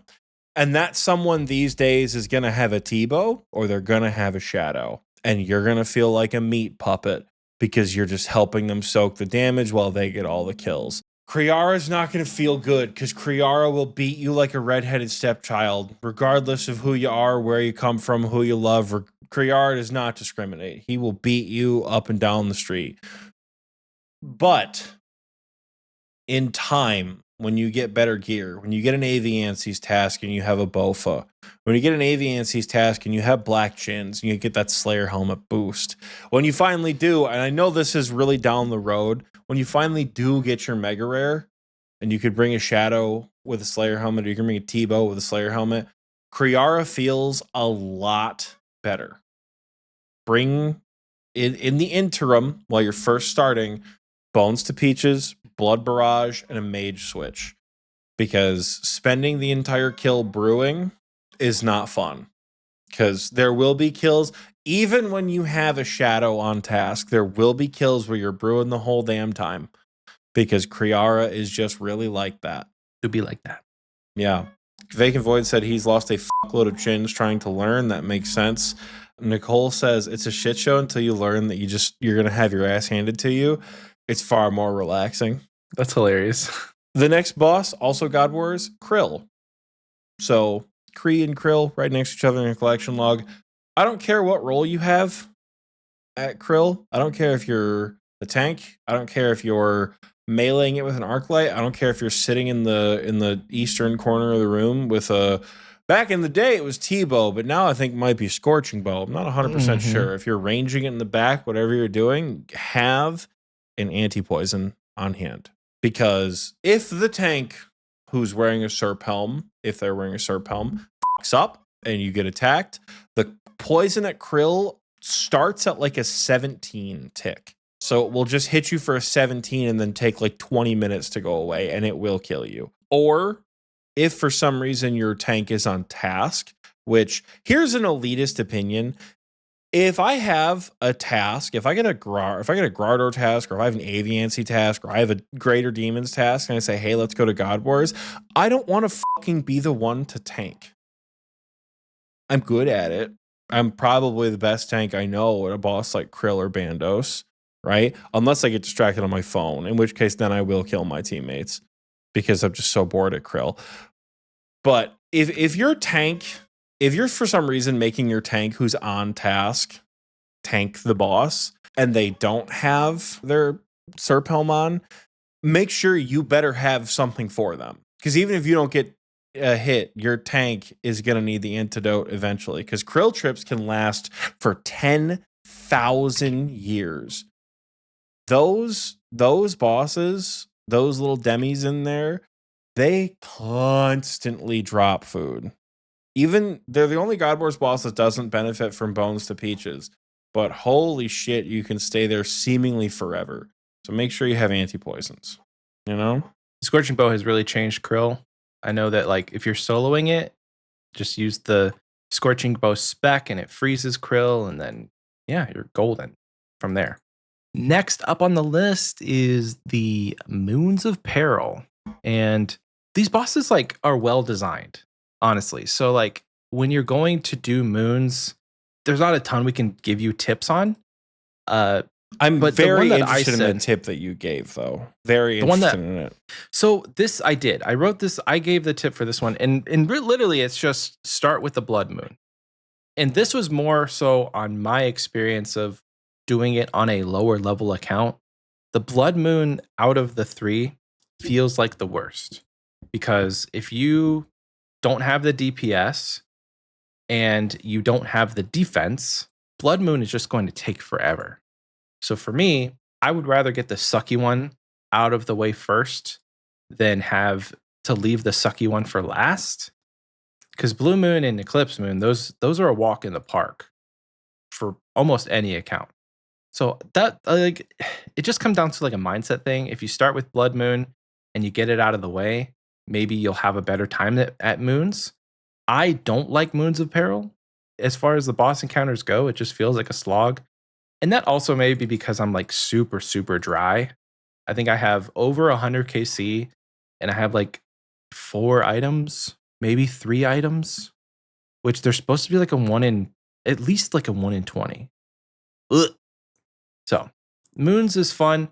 Not for me though. And then we have actually there's 3. So start with Blood Moon, and then you can use the potions to restore your prayer. But if you just bare hand catch the moths, or with a net at least, and not put them in a jar, the moths will restore your prayer. So if you don't have a butterfly jar in your inventory and you catch the moth, it'll actually restore some prayer points. So the way that I do moons is any like in between the rooms, instead of sipping the potions and having to remake them all the time, I just equip a butterfly net and then I catch a couple moths and then my prayer is restored. Easy peasy. And then I think it was Nico a while ago in the recording booth chat said to make sure that you click on the shadows on the floor when you're attacking the boss. It was Otis so that you who don't, said that. Oh, it was Otis. Hell yeah. Otis said to click the shadows on the floor so you don't yellow click and like run off the square whenever you're going to attack. Because you have to stay on the circle for the most damage when you're killing the moons. And that same tip will work at Zarpus at Theater of Blood and Verzik yeah. P2. I guess like I thought it like it makes sense. Your logic makes sense. Running around seems inefficient as shit, trying to get all the resources and then cooking them and making the potions, then running back to Blood Moon. That doesn't seem like a good time. So maybe that's why it feels like such a slog, because it takes forever. Because I think the way the flow in my head works is Eclipse, Blue, Blood. Yeah. Because they spit you out in front of them. The resources are just there and easy to access. But, you know, that is to each their own. Moons isn't for me. Not in the sense that I don't like it, just that like I get pissed off when I don't one down the boss if I have to go through a special, or God forbid 2 specials, because it's just like they go into their fake enrage mode where their defense shoots up to 10,000. You can't hit them, which isn't a real mechanic, but it feels like it is. But yeah, moons. Yeah, Mimic. My tip for Mimic is gonna sound stupid as shit. Go to Watson's house and make sure that the Mimic challenge is turned on before you start spamming clue scrolls. Yeah. Please, like, don't be one of those people who's like, dude, I just pop 50 master caskets and get a single mimic and then go to the house to realize, oh shit, it was turned off. Go right. If you've never killed the mimic before, go to Watson's house right now, go upstairs and just talk to the chest and make sure the mimic challenge is turned on. Just do me that favor. Mimic itself is not hard to kill. It's hard to find. And if it isn't turned on, you won't ever find it. It's a good tip. Next up, we have Nex. This one, I mean, it's a unique thing for the God Wars dungeon, but before you go and kill Nex, while you're getting KC to enter the door, get more than 40 or whatever you have for your combat diary. So I think the normal amount, if you've not done any diaries, is 40. So get more than 40, get enough KC to where you can get through that door like 2 or 3 times. And that will save you time in between the trips to where if you just want to like, if you need to bank, you can teleport out of Nex and then go right back in the door. So say you're low on supplies, you're not going to want to be killing the minions anyway. Because it's like if you have to emergency tele out, you don't have the supplies to then just like camp 40 kills for the minions. And the minions in there are cool too because they provide more kills depending on which one you kill, if that makes sense. So like more points depending on which one you kill. But yeah, it's you're not going to be in there much longer. You might as well just get like 100, maybe 100. 100 sounds like a good number. Because you do get some Nex KC in Nex when you're killing the blood reavers and stuff. Yeah. I mean, you also I think Nex herself counts too. Yeah, sick. There are probably more tips for Nex. For people who do frequent small teams, I'm sure you have a lot of tips. I don't do a lot of frequent small teams, so that tip makes sense. The next one up on the list is Nightmare.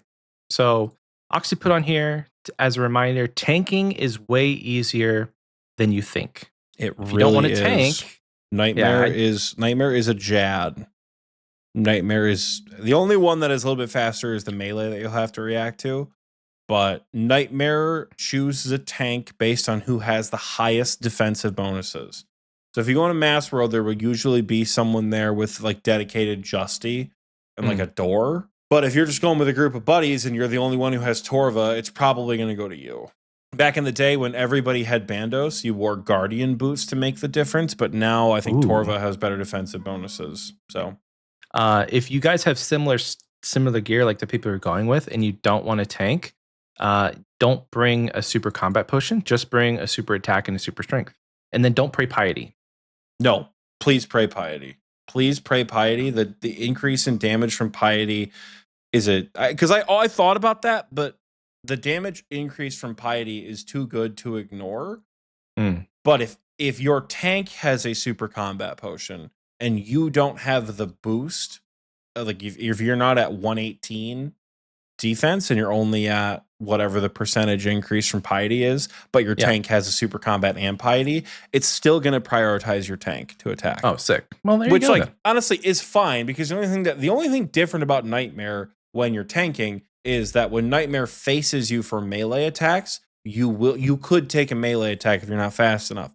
You'll have a couple of ticks to react. You can also walk away. It's not like Verzik where if you're next to her when she procs a melee, you're going to get hit regardless of how far you run, right? Like if you stand next to Nightmare and she because Nightmare will like throw her hands back and do one of these motions to melee you. Yeah. If you step back in time, not that I would, praying is way more reliable than stepping back.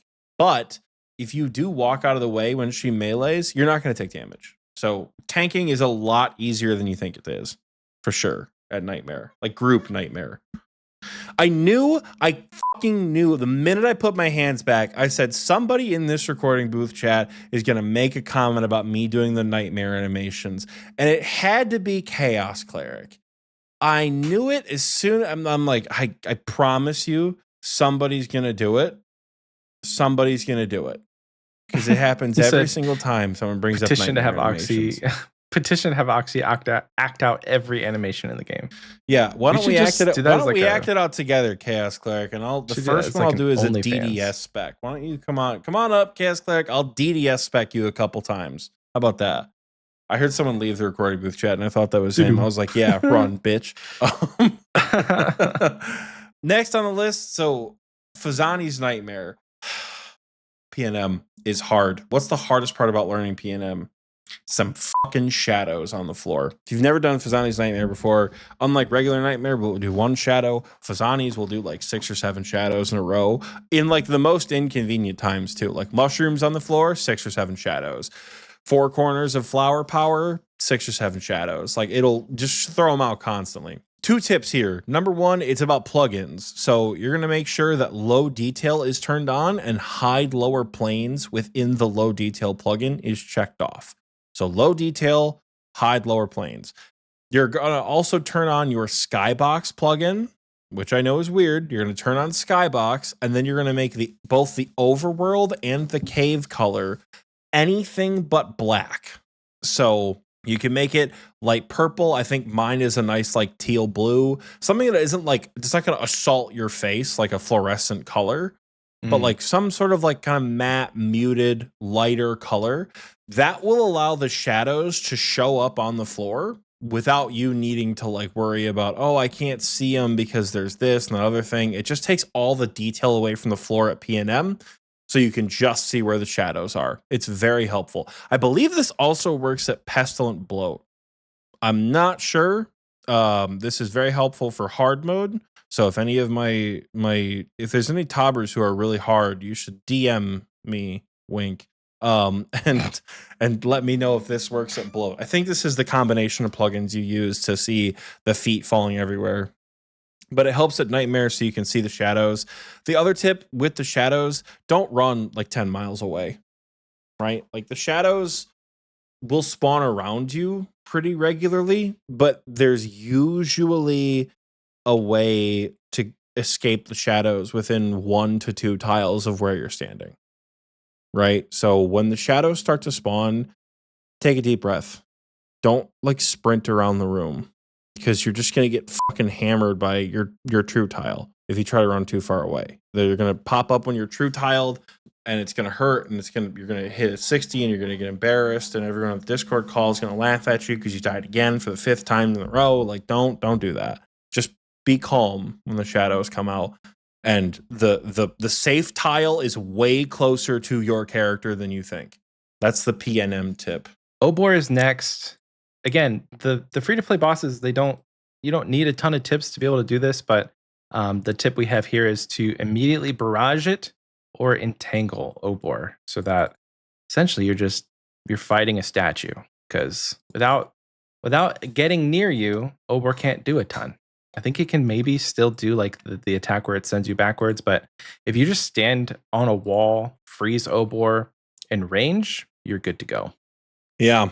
The Chaos Cleric says he's a maxed Infernal main and he always overgears for Obor. Yeah. Classic. I feel like Obor is designed for like rune and adamant armor. So it's a pretty low bar to overgear for it, but you are correct. Muspa, flick smite in the prayer phase. If you're off ticked and you're not attacking Muspa at the same time it's attacking you, flick smite. And you'll do, I think like, I know for me, if I'm potted, I go from like 33 damage with the Sapphire Bolt spec to like 42 with Smite. So it helps. Smite helps. Michael also says freeze Muspa in the melee phase to avoid having to run around. It works. Yeah. I don't do it myself, but yes, freezing works. Sarachnis is another one of those easy bosses that it's hard to give a tip for, but they came out with gear recently that makes Sarachnis an absolute joke. Wear the Arania boots and just turn on auto retaliate, and you're golden. Seriously, the webs don't even spawn. It's hilarious how easy Sarachnis is. So get her done. If you're not in the end game though, Carol's is going to be better than Bandos, where you still have that magic defense. So wear Carol's, put on your Arania boots. Just go at it. RIP the Ring of Stone tech. RIP the Ring of Stone. It was such a secret like method that I think the high level community was just really keeping, close to their chest, but the Arania boots are so good. They are pretty stupid there. Scorpia, another deep wilderness boss. Let Scorpia hit you if it means she's away from her healers. Scorpia's healers will despawn if they don't touch her for 15 seconds. Ice Barrage lasts for about 24 ticks, like 16 seconds, something like that. So what you want to do is when the healers spawn, proc the healers, freeze the healers, and then just drag Scorpia close to you. If Scorpia has to, take a bite out of you or two to get those healers out of her line of sight, because I think the healers have a couple tiles range that they can work out of. I'm not 100% sure, though. I've killed Scorpia 800 times. You'd think I'd remember, but I don't. But just get her away from the healers and freeze her and the healers several tiles apart, and the healers just go away. Because the healers have like 75 health or something crazy like that. Like they have a Tiny little shitload of spiders. health. Yeah, Crazy. tiny little spiders have a shitload of health. I killed Scorpia in leagues like 300 times because I thought there was a KC task for it. But with the Kopesh, I was basically one-shotting it. It was 2 shots, but like I would spec twice with the Kopesh and Scorpia would die. A lot of fun. That's how people got to like tens of thousands of KC at Scorpia by the end. It's very, very easy. Next up is Scurious, though. And did you know, Scurious, once you have your 3 weapons made with the spines, you can turn them in for XP. There's a guy outside who you can talk to, you can give him a spine, and he'll give you a lamp. A lot of people know this because of leagues, but if you didn't play leagues, you can use those on prayer, and that would be an easy way to train prayer. Free, in fact, free way to train prayer. If you wanted to train your melees in your like your other combats, you can too, because you get XP from it. It's very useful. Indeed it is. Skatizo, do your hard clue before the fight.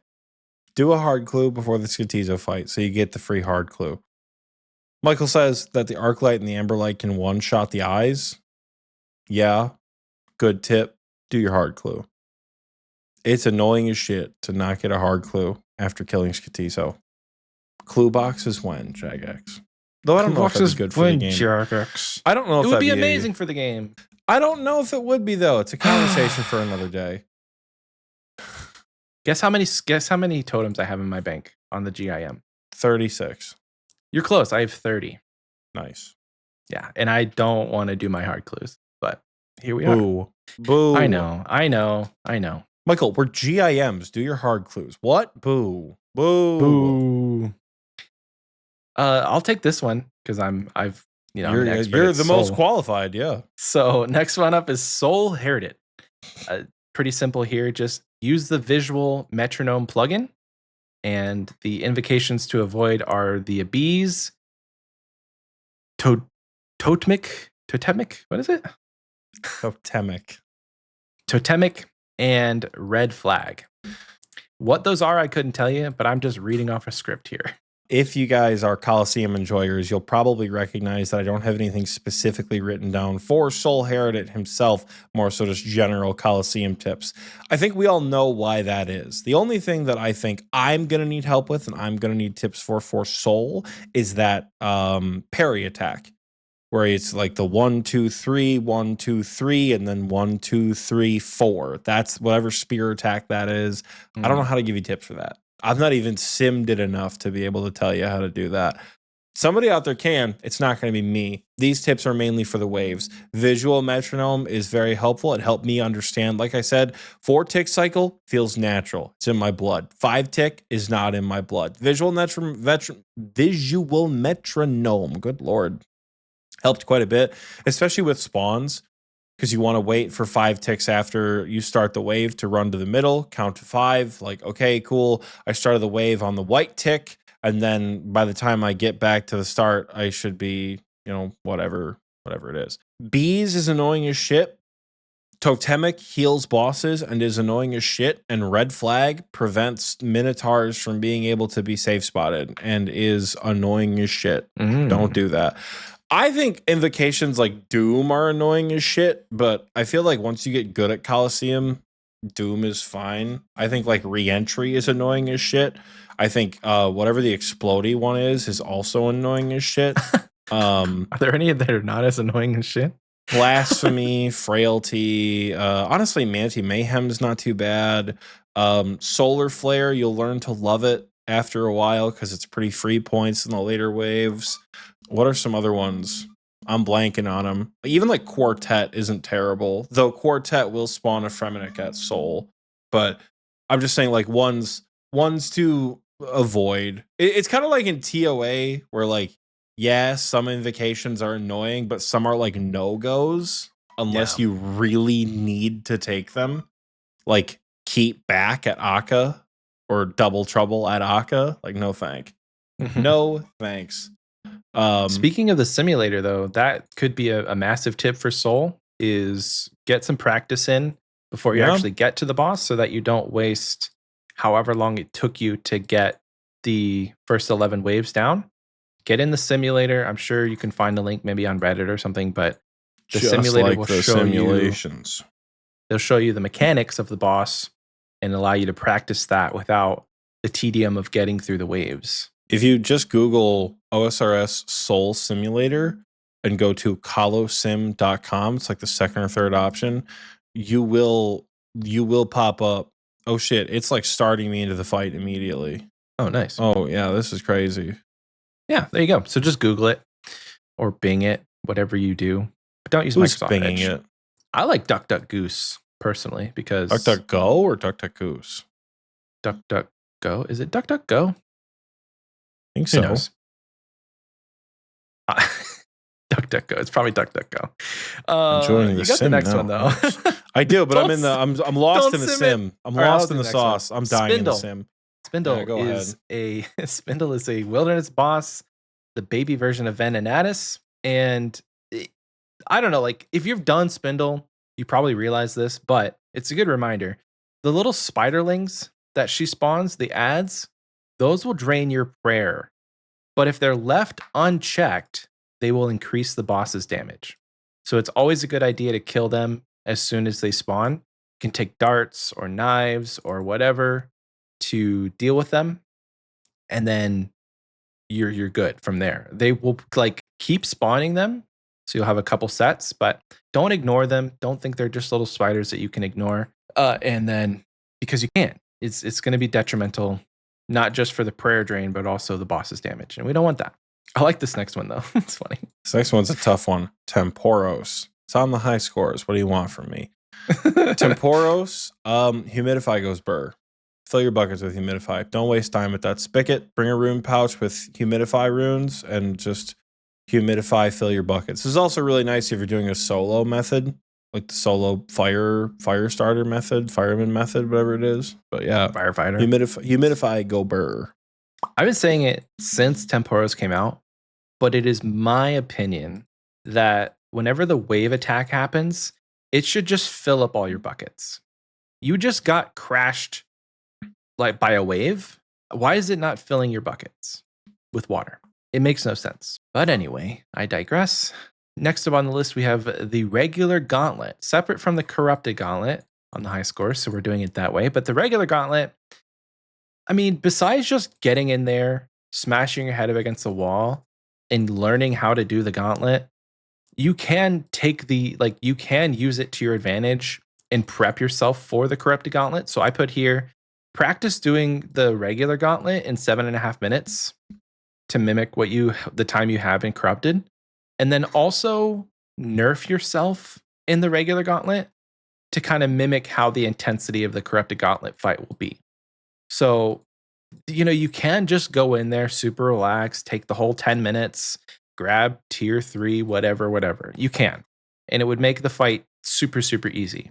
But in my opinion, if you can get the prep down in like maybe 5 minutes and take attuned weapons in maybe tier 1, you're going to have a better time when it comes to practicing for the corrupted gauntlet. Now, the hard thing about the corrupted gauntlet sometimes is doing the prep. So that's a different story. But like the Hunlift fight, if you're struggling to learn Hunlift, just like nerf yourself and learn the harder version in both versions of the gauntlet. Because if you go into the corrupted gauntlet thinking, oh, this is going to be easy, you might have a bad time. And that's speaking from experience. This is the first point in all of this list that I will actually actively argue. Nerfing yourself for the Hunlif fight does not do you any favors, because if you focus too much on the prep, you don't focus on the actual Hunlif fight itself. Hunlif's mechanics don't change from regular to Corrupted Gauntlet. Hunlif just beats the shit out of you in Corrupted Gauntlet. That's literally the only difference, is Hunlif has more health and it beats you to death pretty frequently. Ouch, are you biting me? You're acting like Hunlif. Stop it. But if you go in with attuned weapons and you nerf yourself for the fight to simulate Corrupted Gauntlet, what you're actually doing is unknowingly training yourself to not go kill the demi-bosses.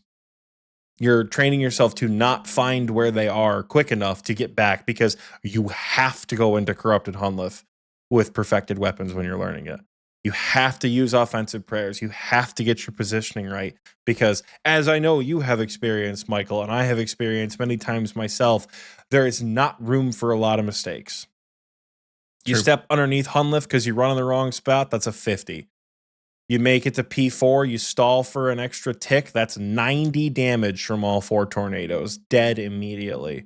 You don't get your prayers back up in time after the purple, that's an off prayer attack for a 45. Right there, Hunlif seems like it never hits small, ever. So do yourself a favor and get really good at the Hunlif fight in the regular gauntlet, so it's not a problem. Like you don't not know what you're doing at the Corrupted Hunlif. You're gonna have to prep a little faster. I think Michael's point about trying to push yourself to prep faster is a good idea. If you can prep under 7.5 minutes, if you can get into the Hunlif fight in under 7.5 minutes, you're cheering. In order to help with that prep, my tip for Gauntlet, when you start in the room, right? So you start in Gauntlet, like let's say you're here, and then right below you in the grid is Hunlif, right? The 5 rooms that surround your starting room, the one to the left, the one to the right, the one on top, the one in the left corner, and the one in the right corner, in general, will have all the supplies that you need. They'll have at least 1 rock, at least 1 tree, at least 1 cotton, at least 1 room full of small enemies for a weapon frame. Sometimes you might even get lucky and get a fishing spot or 2 in there, and you'll get some variance, right? So if you practice running that loop, right?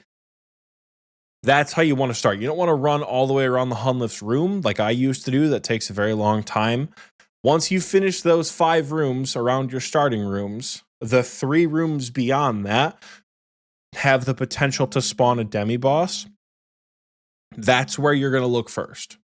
So starting room, Hunlif, 5 surrounding rooms, then the 3 behind the 5 rooms. I feel like I need a grid in front of me. If you've done Gauntlet, you know what I'm talking about. If you've not done Gauntlet, I sound like an idiot who is obsessed with graphs, right? Like I know, like this makes sense in my brain, but it's a horseshoe shape. Kind of, it's a you're going horseshoe like an shape, upside and down then U. kind of, yeah, and then you're right close to above the curve in the U is where you're going to go for the demi bosses. That's what you want to focus on for that part of the fight. That's what I would do to improve prep to get it under 7.5 minutes, because that's how you're going to have to run it in CG. Sometimes you're going to get no demi bosses. You're going to have to run 17 million rooms to find the ones you're looking for.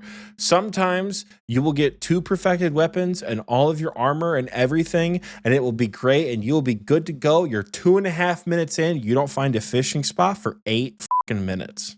Mm-hmm. Sometimes that's just how it be. But you get comfortable with that early prep. Most runs will have everything you need, at least 1 resource of everything you need. Herbs, weapon frames, you name it, they'll have at least 1 of them in that little horseshoe pattern most of the time. And this is a tip from me, just last point here. Take it or leave it, however you want to take this. I know that I have done this and it's been better for my mental health. Just leave if you've got a bad prep. Don't try and stick it out for the chance at fighting Hunlif with like 3 food. Just leave, reset it. Because sometimes spawns are just bad. Sometimes you get in that horseshoe shape. Sometimes you get like 17 of the rock and there's no wool and there's no trees, and you have like one fishing spot. So sometimes it's just bad. It's not a bad thing to reset. Just go back to the main room, telly out, telly back in, take it or leave it. That's what I've been doing, and it's been better for my mental health of like, I don't like doing the gauntlet prep. I like killing Hunlif, but sometimes the prep just sucks. Can't do anything about it.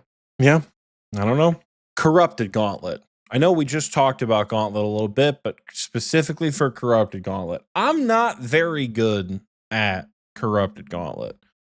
I have just under 100 KC. Maybe I have 100 by the time this episode comes out. Maybe, because I did a little bit of CG the other day, and the little bit I did play RuneScape. Corrupted Gauntlet is hard. But a tip that has helped me do better in Corrupted Gauntlet is get 5 resources instead of 3. So instead of getting 3 ores and bark and cotton, get 5 of each. That'll help you make the tier 2 helmet and the tier 2 legs, or the tier 2 body. You get a choice between the helmet and the legs or the body, right? You get one of the two. I know what you're thinking, but you need the full set for the damage reduction. Yeah, you do. I know that. Unfortunately, the full set can sometimes take a little bit longer to get in Corrupted Gauntlet, and that's not always feasible to pull off a full set. What the upgraded pieces will do for the tier 2 head and legs, for example, they will offer better accuracy because they offer offensive bonuses, and they'll offer higher defensive bonuses. They're not the biggest changes in the world. You're not going from, I think, like in the regular gauntlet, I believe the stats are the same between the armor, but like in the regular gauntlet, the helmet has like a +2 range attack. The tier 2 has a +6 range attack. So you're not like going for, it's not like the shadow where you're like tripling your damage, right? But it helps a little bit, particularly against Hunlif's autos, because you are going to take chip damage. So if you can get just a little bit less damage and just a little bit more accuracy, I like that piece of going into Hunlif, because the Corrupted Gauntlet is hard as shit. I don't know why. We'll talk about it later in levels and achievements, but Hunlif is hard as shit in the Corrupted Gauntlet. That's my tip. I'm sure people who've done thousands of KCs on their irons are fuming right now because there's different tips, but for main account me, that's helped me the most. Yeah, if Hunlif just smacks you for no reason, especially the difference between tier 1 prep and tier 2 prep. Like tier 1 armor to tier 2 armor is a world of a difference. So if you can't get all the way there, having a couple pieces of tier 2 at least can help. Next up on the list, though, we've got Huey Coital, which, again, this is a pretty easy boss. The 2 things that we've written down here, you can wave skip the shockwaves. So essentially what you have to do, I think there's some of them are in a diagonal. So however that plays out with their true tile, if you run in a diagonal, you can skip those waves and not take that damage. And this is during the tail phase. Or I guess it's during the entire fight, but whenever the tail slams, you have the shockwaves that come out. And speaking of the tail phase, during that phase, damage is capped per hit. So a multi-hit weapon, such as the Makahodls, you can use Torag's hammers, you can use the Glacial Teltolmes or whatever, anything that hits more than once, a scythe if you want to. You're just going to have more damage over time, higher DPS with something that hits more than once, because you get capped per each hit rather than capped on your total damage. And that would be good for doing Huey Coital. Hell yeah. Leviathan.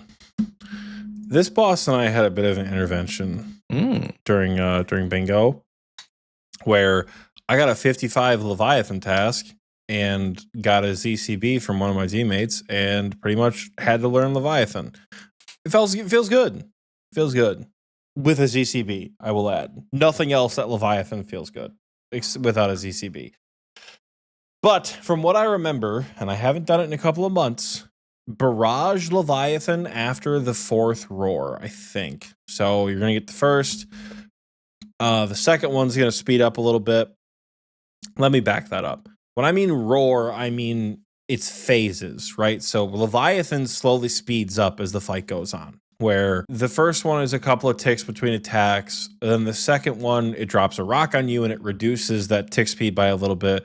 The third one, it doesn't reduce the tick speed, but it drops another rock on you, and it adds a melee orb And then the third time it does it, the third time it roars or drops that rock on you, it is a 2-tick alternating cycle between range and mage. So it's just bam, bam, bam, bam, bam, and you pretty much have to switch. Maybe even it might even be 1 tick. I'm not sure, but it's fast. You have to switch your prayers pretty quick. Once it roars at you after that first quick one, barrage it as soon as it does.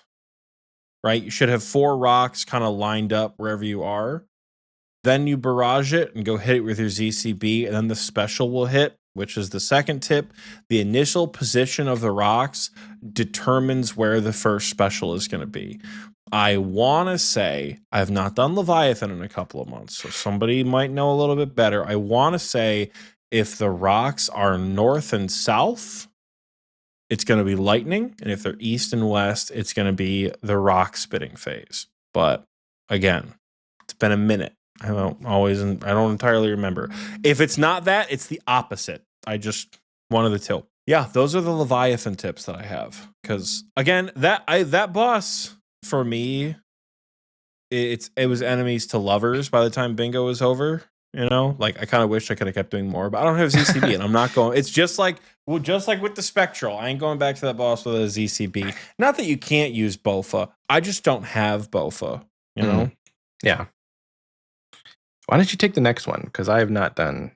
I think I've killed Whisperer like once, and that was for the quest. Well, the Whisperer. Some people will tell you to take Ancients for Whisperer. Fine, just to freeze Whisperer. Ain't nothing wrong with that. I'm a Thralls man at Whisperer. Hell, some people might even take Venge at Whisperer. I don't know if that's useful though.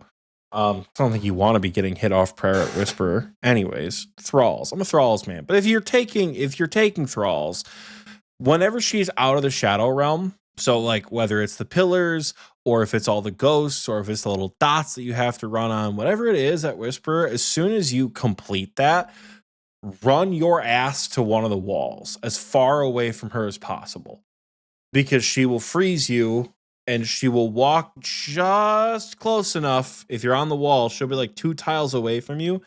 Whisperer has like a double melee attack. It's like 2 hit splats, and she hits you real hard. So you want to run to the wall to be as far away as possible. That's my tip for Whisperer. There are some cool tiles you could download. I don't know if there's a tile pack or you could look them up from somebody that has like almost this like kind of like rook in chess. Is it not rook? Knight in chess. That like L-shaped pattern that you can run in that makes the main attacks pretty easy. But I don't do enough Whisperer to be able to be good at that. I did when it first came out. I did a shitload of Whisperer, and then I bought a T-bow and just didn't go back for like 2 years. So, but yeah, that's Whisperer. Next up, we have Thermi. Thermi is an easy probably one of the easiest besides Kraken Slayer bosses, despite it being such a high requirement. This boss came out is one of the first like old school RuneScape Slayer bosses, so not a lot in the way of mechanics, but if you do manage to get to 93 Slayer and you want to tackle the Thermi, there's a couple ways that you can do it. I put both on here. So the first method is literally just like use Redemption and dump your specs, tally back to your POH, restore, and go back to the fight. That's probably the easiest way to do it. You can't pray against the damage, so just praying Redemption the whole time, you should kill it quick enough that you can kill the boss and not die. The other way to do it, and I think this is a little bit more engaging, a little bit more fun, is you can stand just outside of Thermi's attack radius and freeze it. And then as you're standing outside of the attack radius, you have a weapon like a Sang that has a longer attack tile range, and you can kill it from a distance. So you basically just freeze it like 1 or 2 times during the fight, and you never have to leave. And you just get extended trips of never having to tally away. It's a lot more AFK to do it that way. But I would recommend a plugin like Radius Markers and try and figure out what the attack range is going to be. Because if you miss the freeze, you can't rely on tile markers, essentially. If you get the freeze down, the where you stand is never going to change, but sometimes you miss a freeze or Thermi instantly moves as soon as it spawns, and you have to know where you're supposed to stand. Easy boss. You can make it more challenging, less challenging, more AFK, less AFK, however you want to do it. Hell yeah. I could take the next one if you want to take Zuck. So Jad is up next, and we've said this so many times on the show, and I've written it out in Discord so many times. So hopefully you guys know this. But the biggest tip for fighting Tiz Talk Jad is to remember one action for every one prayer. So, and by prayer we mean what you pray against Jad. A real world example of this is Jad goes up on its legs, you switch to melee. As soon as you switch to melee, then you sip your restore or your prayer potion. You don't do anything else, just one sip. You wait for the next attack, Jad stomps, you switch to pray range. Then you can go and eat whatever you have. You can take a sip of brew, you can do a Karamban, whatever you got. Say the melee, say the healers come out. You wait, Jad does a magic attack, you're already praying mage, good, tag a healer. If you can tag another healer, fine, but we recommend one action per prayer switch when you're learning to fight Jad. It's going to make that fight way less daunting, and there's way less room for letting the nerves get in the way. The worst thing that can happen essentially is you start to scramble, you get frazzled, and you're missing very, very easy prayer switches because you're frazzled. So the way you don't get frazzled, the Jad hands. So don't get frazzled and just do one thing per attack. Switch your prayer, do the action. Wait for another attack, switch your prayer, do the action, and you'll get it. It's easy. Fun fact for those of you who are keen on the high score sheet: alphabetically speaking, Tiz Cal comes before Tiz Talk, but it seemed really weird to give a tip for Zuck before giving a tip for Jad, so we switched it up. Nice. But yeah, Zuck, the tip for good old Zucky boy. I've said it before. When you get to the healer phase, leading edge of the shield. That means you want to be like a tile ahead of where the shield is, because the shield has a true tile that you want to be following when you're at Zuck. This is not the episode to give you guys a million different tips for the Inferno, because you want to talk about a tip for every boss in the game. There's so many tips for the Inferno. You want to stay on the leading edge of the shield, specifically when you get to Zuck at the healer phase, leading edge of the shield. I feel like if there's any tip that I would give for the waves, I really liked the metronome plugin, like the audio one. I metronome my way through the Inferno like both times I did capes. So that's what I'd say for the waves. Or for Zuck, leading edge of the shield. This one's a fun one. You want to say this one, Michael? Next up, Vardorvis.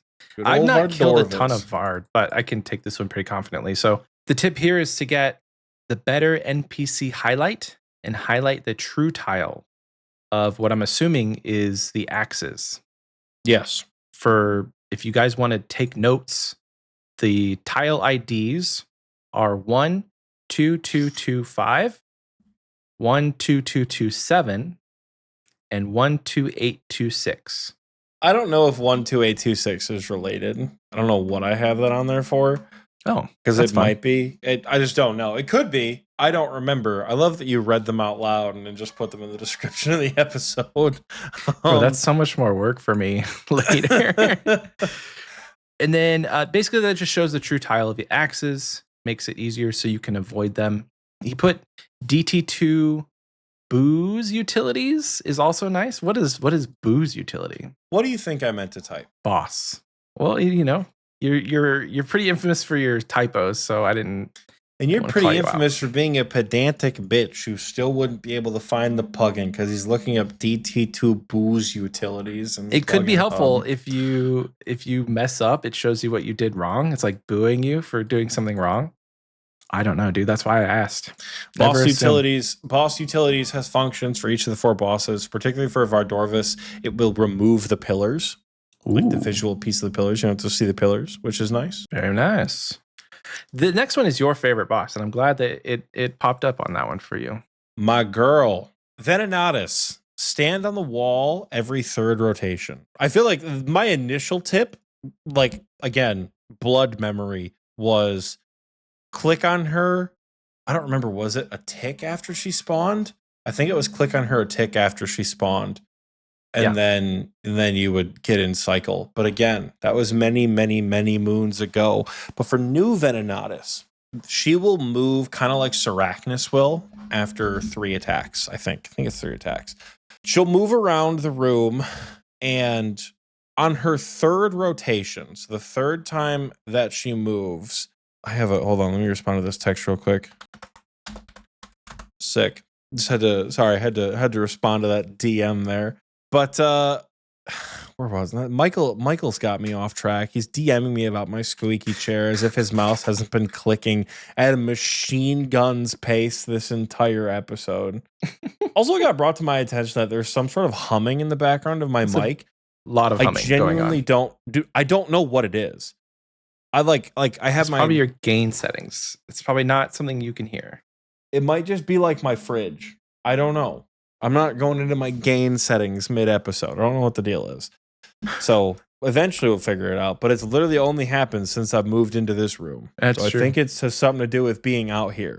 Anyways, Venenatis, the 3rd time she moves, she'll shoot a giant web pile at you. Stand on the wall. Stand as close to a wall as possible because her attack will take up the least amount of tiles possible. One of the best places to do it is actually at the exit because it will minimize the amount of tiles that Venenatis will run over.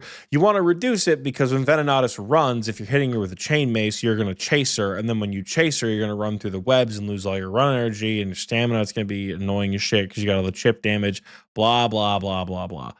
Make sure it's on the wall. That helps. That helps quite a bit. But one thing we didn't mention for Spindle, but also for Venenatis, Arania boots won't totally negate the effects of the webs.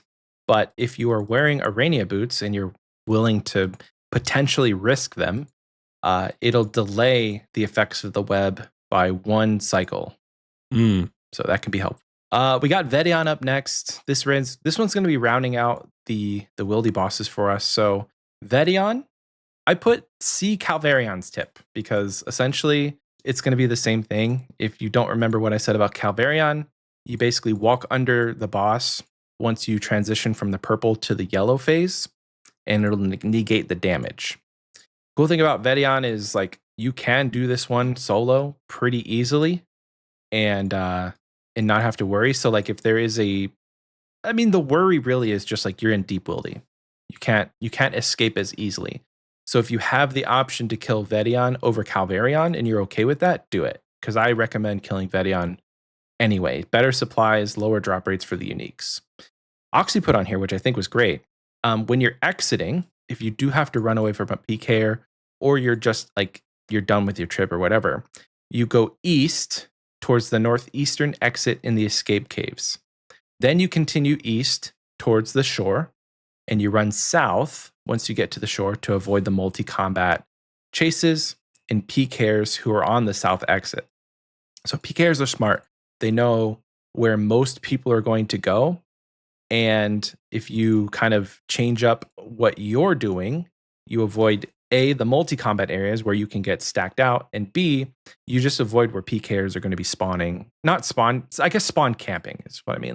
You're gonna avoid them at the most heated spots. Because a lot of people's their knee-jerk reaction is to go to south exit in the escape caves because you're closest to the level 30 line there. But PKers know that, so they camp. So it'll make it a little bit longer when you're running out, but it's also going to be a lot safer. Yeah. If you ever go on a wilderness trip with me, you'll be able to see it in action because that's just the best way to escape. Good tip for Vetchion there. Vorkath. I feel like we could give lots of tips for Vorkath. Michael puts a decent one on there. Just decent. Well, I couldn't even think of a tip for Vorkath. It was my brain was so all over the place when I was writing this list. I saw you wrote one down. I'm like, cool, good enough. Use the Slayer Staff to auto cast Crumble Undead. Slayer Staff, standard spellbook. You want a tip for Wooks walking? It's you want to click backwards when you see your character's shoulder move if you're using a lance. Also, you have to Wooks walk with a 4-tick weapon. Don't try to Wooks walk with a fang like my dumbass did. when I was getting footage for the Springo trailer or the Fall Bingo trailer, whatever it was, I couldn't afford a lance, so I had to use my Fang, and I was trying to Wooks walk with it, and I was in the voice call with Zeno, and I'm like, dude, I've killed Vorkath 1,000 times. Why can't I get this shit right? This is terrible. And it wasn't until after my second kill that I was like, holy shit, the Fang is a 5-tick weapon. No wonder the Wooks walk wasn't working the entire time. But yeah, it's a little tidbit there for you. Wooks walk, click backwards, and you see your character's shoulders start to move with the lance. But Wiener Toad, Michael, what tips you got for us, Mr. Iron Man? Wiener Toad. I'm going to read this one out word for word. Actually, a joke now after the QL updates. Try it if you haven't been there in a while. It's self-explanatory on that one, folks. Like, they updated Winter Todd, and it's so much easier. It's only, like, I say so much easier with, like, in air quotes. It's only so much easier now because part of the hassle of the cold is negated by just like having a couple of potions in your inventory. You still wear the warm armor. You're still going to get interrupted. All of that stuff is still there, but your cold meter is a lot more manageable at any level, not just 10 HP. So having those restore whatever potions, the rejuve potions in your inventory is going to be what you do instead of having food. You can still take food. Like, any account can take cakes and it'll heal, I think, the same as if you were 10 HP. So that's an option for you too. But the potions are free and you make them while you're in the little area. So pretty easy to do that. But yeah, you still need the 4 pieces of warm. If you have full pyromancer, that's even better. It's really, really easy. Go do your Winter Todd. Unfortunately, yes. Go do your Winter Todd. Speaking of Winter Todd, who's up next? Volcano, another skilling boss, back to back to back. Michael just put you can get 99 smithing here on accident. What are we supposed to do with that, man? What kind of tip? What tip like, are we supposed to do with Volcano that, doesn't man? have tips. I think that's what the point of this was. Is like, there's a Volcano helper plugin. I think that would be a tip if we were trying to get serious with it. The Volcano helper plugin will like put a highlight on the floor of where the rocks are falling. And it'll also highlight the rock that you're mining on if it's about to be blasted. So if you're using Runelight, there's not really any reason to ever get hit by a rock. It's very helpful. Let's see. Look at that. A little bit of thought, and we got there. I would also argue that you can bring like 8-10 brews. You don't have to restore. Just bring brews. Just bring brews. And then if you're in a mass with a bunch of if you're in a mass with a bunch of gold farmers, don't fall for the golem. Just attack the boss. Right? If you're the group of your friends or like bingo teammates and you want to compete for the golem, go for it. But if you're there with gold farmers whose job is to do it, it doesn't matter. You're going to down the boss in like 2 seconds anyways. Yeah. And since they took the cap off of Volcano's damage back last year, the boss has been way different and a little bit more fun to do. All right, last one, Michael. Take us home. Last one. Zulrah. So this tip comes mainly as it's not like a tip mechanically, but it's for you as the player to remember. If you are killing Zulrah and you're not as experienced, the order in which you should be doing things is switch your prayer, find the right position, switch your gear, and then attack. So the 2 big ones, protection prayers and not standing in venom, those are the 2 things you need to do first. Attacking Zulrah is not going to matter if you're dead. So again, switch your prayer, find where you need to stand, switch your gear, and then attack, and you'll be golden. It's kind of like that with other things too, but I think Zulrah is pretty detrimental in the fact that like if you are not on the correct prayer, you're gonna get smoked. The boss hits hard because generally you're wearing gear that's not defensively the best for the style that you're being attacked with. The Zulrah helper is a Runelight plugin that I highly recommend you download if you're on Runelight. The way to use it is it's not super self-explanatory, so I'll give you a quick rundown. Whenever the phase starts, so whenever Zulrah starts, it's always going to start with the green phase. On the Zulrah helper, It has the green box, which is fine. You don't touch that one. But then it has 3 boxes when you first open up the plugin. You're going to select which box Zulrah spawned in next. So say the first one is always green and it switches to the red phase next. In the red phase, it's going to tell you where to stand with the X's that are denoted on the screen. And then it's also going to tell you what prayer that you need to be praying with the little symbol that's in the top left or top right corner. And this is assuming you have your map orientated to where it looks like an upside down U or a horseshoe. In the red phase specifically, there's going to be 2 options. This is also depending on where Zulrah will spawn. So it's an added step of like you're trying to focus on killing the boss and you need to do something here on over the side with the Zulrah helper. But I would say that in terms of like once you get past the first couple phases, having the helper is going to show you where to stand, what to pray. Because I mean, if you're like me, I can kill Zulrah, but like I just don't have enough DPS to do it quickly. I'm going to go through all of the phases and potentially go through them again. Sometimes like I'm getting 3-minute kills, and by then Zulrah has respawned back to the start, and it sucks. But the last tip, we're going to round out this whole list here for Zulrah and the list in general. But if you are slow and you are making it to what we call the Jad phase, and by now we probably should have explained what we mean by Jad phase. If you've been listening to the show or you've been playing RuneScape for a while, you probably know what we mean by Jad phase. But it can be confusing if you've taken a break from RuneScape or you forgot. But like, we don't actually mean Jad spawns in the Zulrah fight. Could you imagine? That would suck. That'd be funny as shit. Jad's not going to spawn. But what we mean by Jad phase is it's going to act like Jad in the sense that it's going to switch attack styles.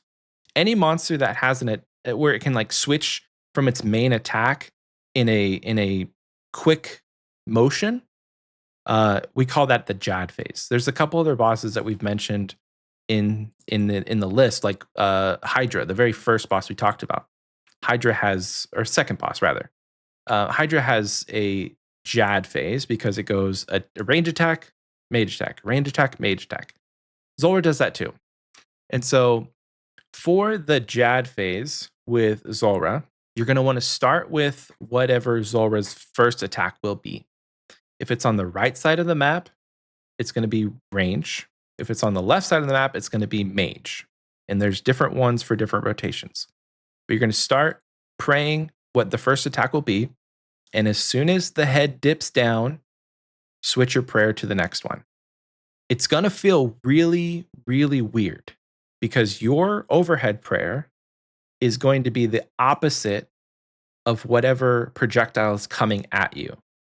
But the way that Zulrah's damage is calculated, it's not calculated. It's calculated like way before she even sends out an attack.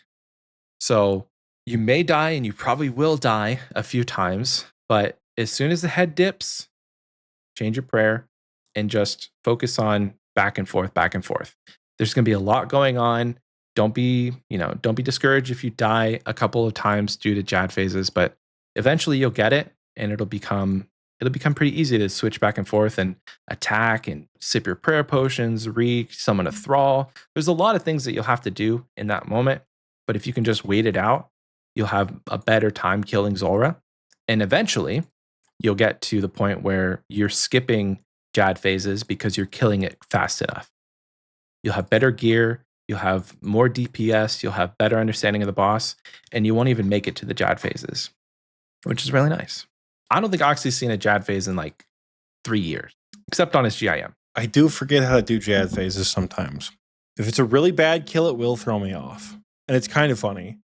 Because I was like, why are you attacking with mage in the range phase? Holy shit. This is slow kill. Like, I know the rotations at this point. It's like in my head, I know when it's Jad phase. Mm-hmm. But when you go probably 400 kills plus without seeing one regularly, you get the random one. Yeah, you just have like Tebow noodles the whole goddamn time. Yeah, Vacant Void says Zulrah is very comfortable when you skip Jads. pretty commonly. That is true. Yes. It's very comfortable and you can skip them pretty easily. That's it. There it is, folks. That's one tip for every boss that aren't including raids or quest bosses or minigame bosses or anything like that. Oh, yeah. It's a pretty comprehensive list. We've been talking for nearly 3 hours about it. Damn. But yeah, I love it. I love it. So we're going to do an episode in the future. Like I said, I don't know if it'll be next week or sometime after RuneFest, but we're going to have an episode where we go in and give you guys tips for each individual raids boss. All the raids have at least 5, I think. So there's going to be a lot to go through when it comes to raids. It's going to be excessive. It's going to be a lot. We're going to have to figure out a format because like Michael suggested earlier, it's like, why don't we do another episodes with all the raid bosses and talk about them for both modes? I'm like, hell yeah, dude, 6-hour episode covering the 80 different rooms between regular and CM chambers or whatever it is. Like, the nice thing is, with at least within chambers, the mechanics don't change all that much like they do with hard mode. Hard mode top and regular top, there's different mechanics. Regular chambers is going to be the same boss.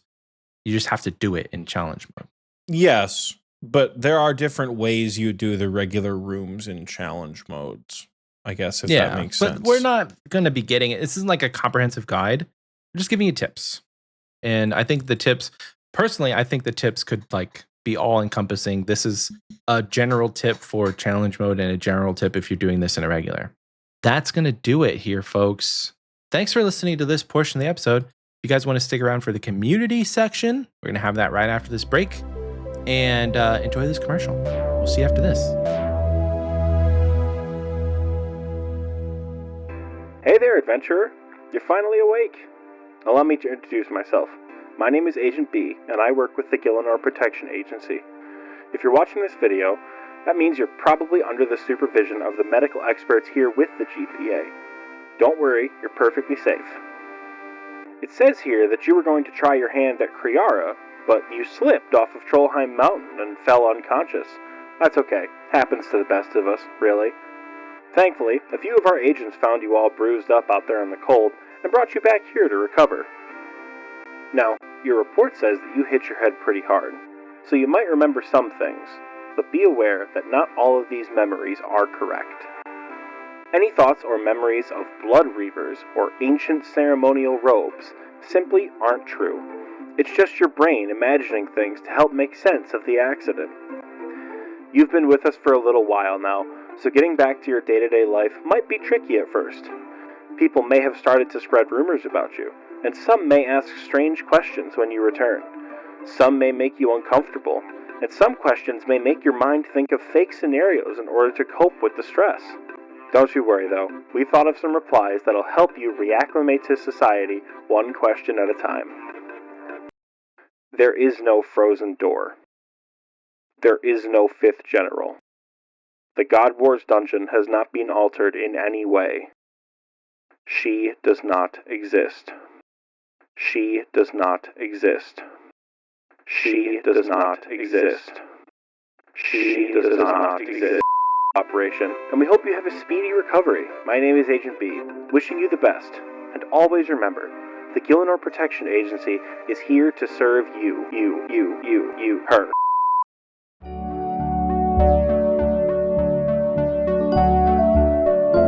Welcome back. I hope you enjoyed that commercial break because I know that I sure did. It is the part of the show now where we take some time to thank the people who support us financially on Patreon, and that is our lovely patrons. Shouting out the first tier here is the Wise Old Man, our brand new yet returning Wise Old Man, Seppi J. Thanks for coming back. Appreciate you, dog. Welcome back. See you in the recording booth here with us today. But on the screen now is all the other Wise Old Man patrons. Thank you to all of our Wise Old Man patrons. You guys are fantastic. We love you so much. You guys are amazing. There's nothing more I can say. Thank you so much. If you want to join at the Wise Old Man tier, you can get access to our recording booth, which you've definitely heard us reference here in this episode at least once or twice. That's the first tier where that is active. So you can come in and join us live while we record if it's a good time for you. Generally Sunday early afternoon, 1 or 2. Well, closer to 1 Eastern. So come and hang out with us. Next up on the list here, we've got our KBD patrons to shout out. These guys will get a shout out by name each and every week. Big thank you and shout out to Brooks70, Oxie's dad, my dad, Cloud Kicker, Dickie Bird, Elite Oreo Dunker, Jack's Tob Era GIM. Wonder how many tops he's done. JX Riot, Kyrandia, Lil Drakey, our third favorite Patreon supporter, Ralph, Run Metal 15, Rylithian, Sparky Life, the Big G Jordy, and Warbitroning. Thank you again to all of our KBD patrons. You guys, you warm my heart. So thank you so much. Moving on over now to our Big Bad Jad tier. These folks also get their name shouted out, but with a little extra love. So much, much love and appreciation. Big shout out to Basic Pickle, Captain Crash into Kansas City Refs, Legend Gary, Apathy, Mithril Fork, Oxy Satanic Waifu 666, Petite River, Rack Roll, Spit on Me Zarpus, and the S tier Deviled Egg. Thank you to all of our Jad tier patrons. You guys are fantastic. Some of you should be receiving your shirts in the mail. Now, we've said it the past couple weeks, but if you have gotten your shirt, if you're in the Jad tier, you have to be in there for at least 3 months.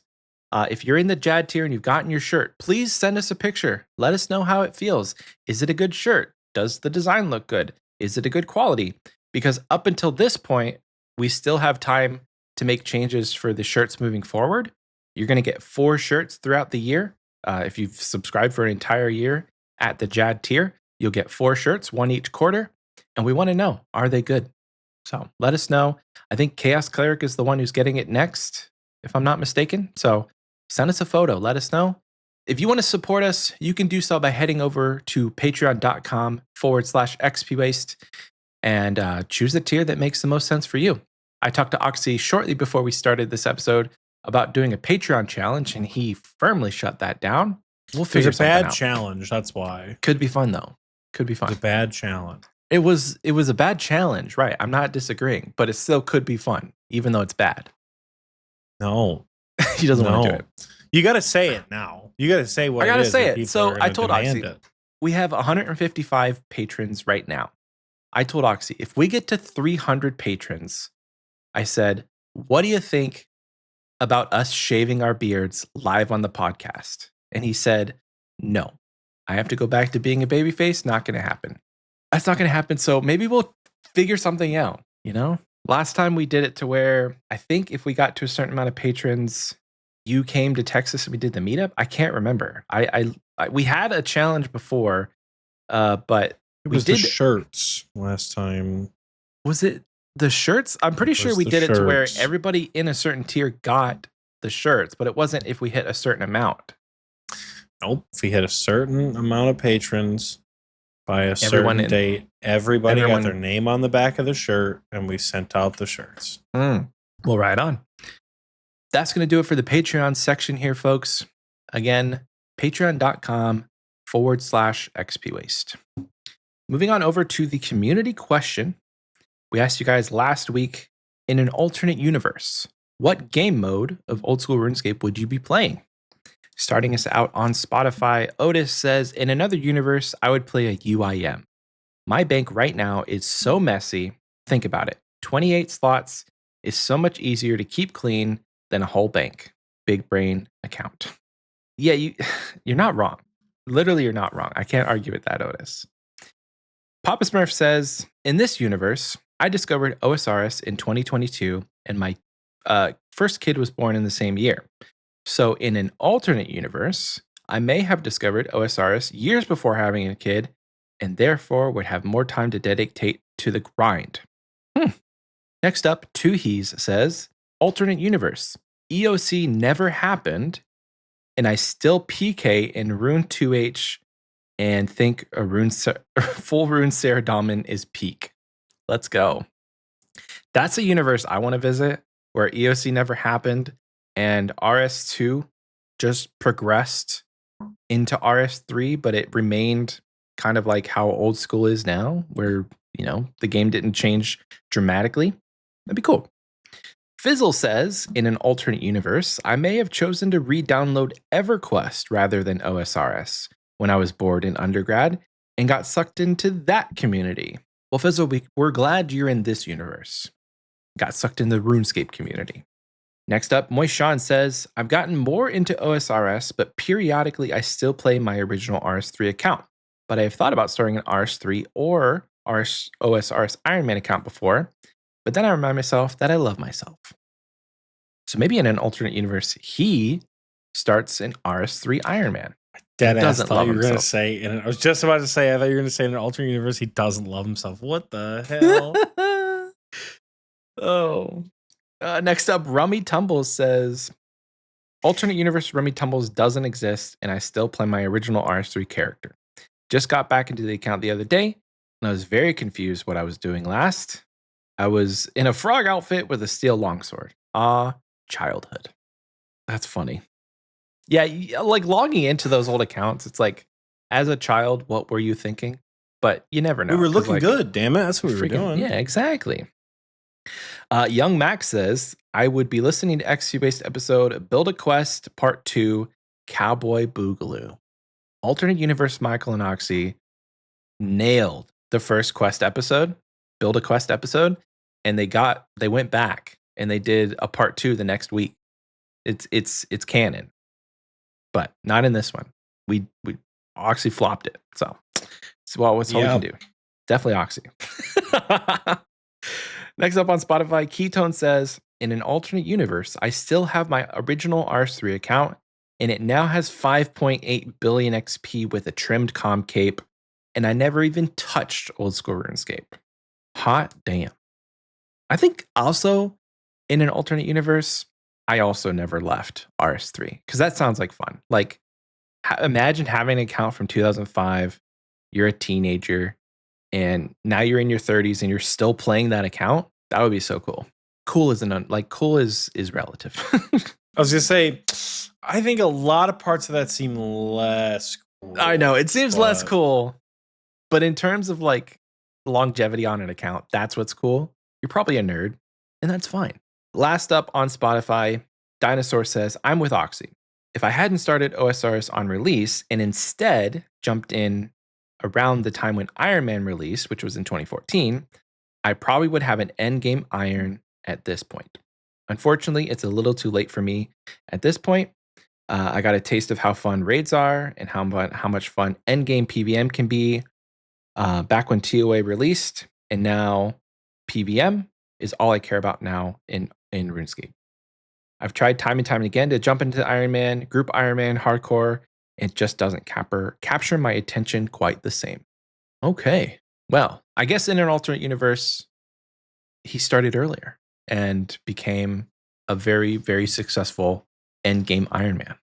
Could be. Moving on over to YouTube, where we asked you the same question. In an alternate universe, what game modes are you playing?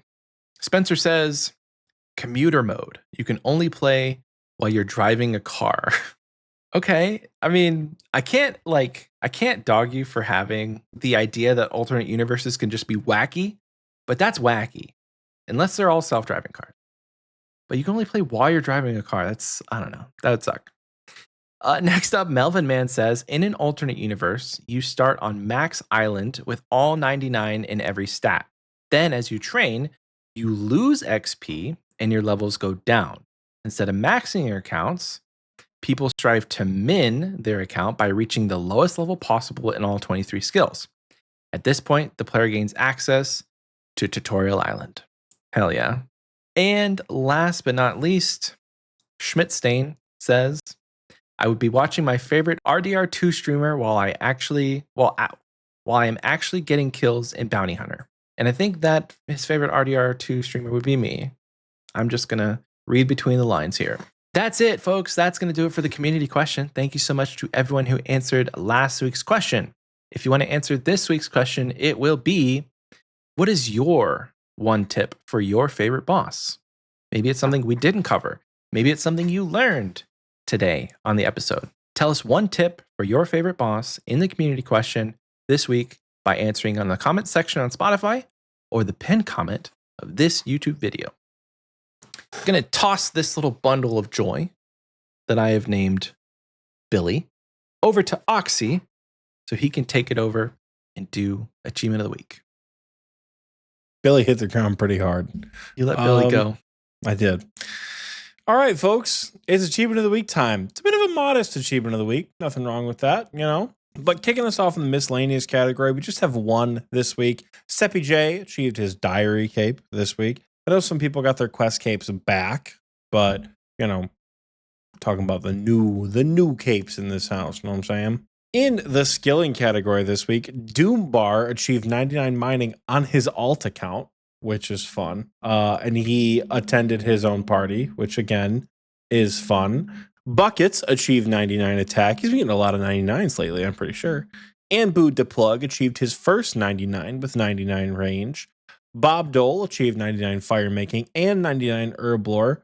And Trash Patch achieved 99 fishing. 11 levels to go, all in rune crafting. Oh, good luck. Why would you do that? Listen, you know, I get it. Best of luck to you, my friend. You're going to get through, but good luck.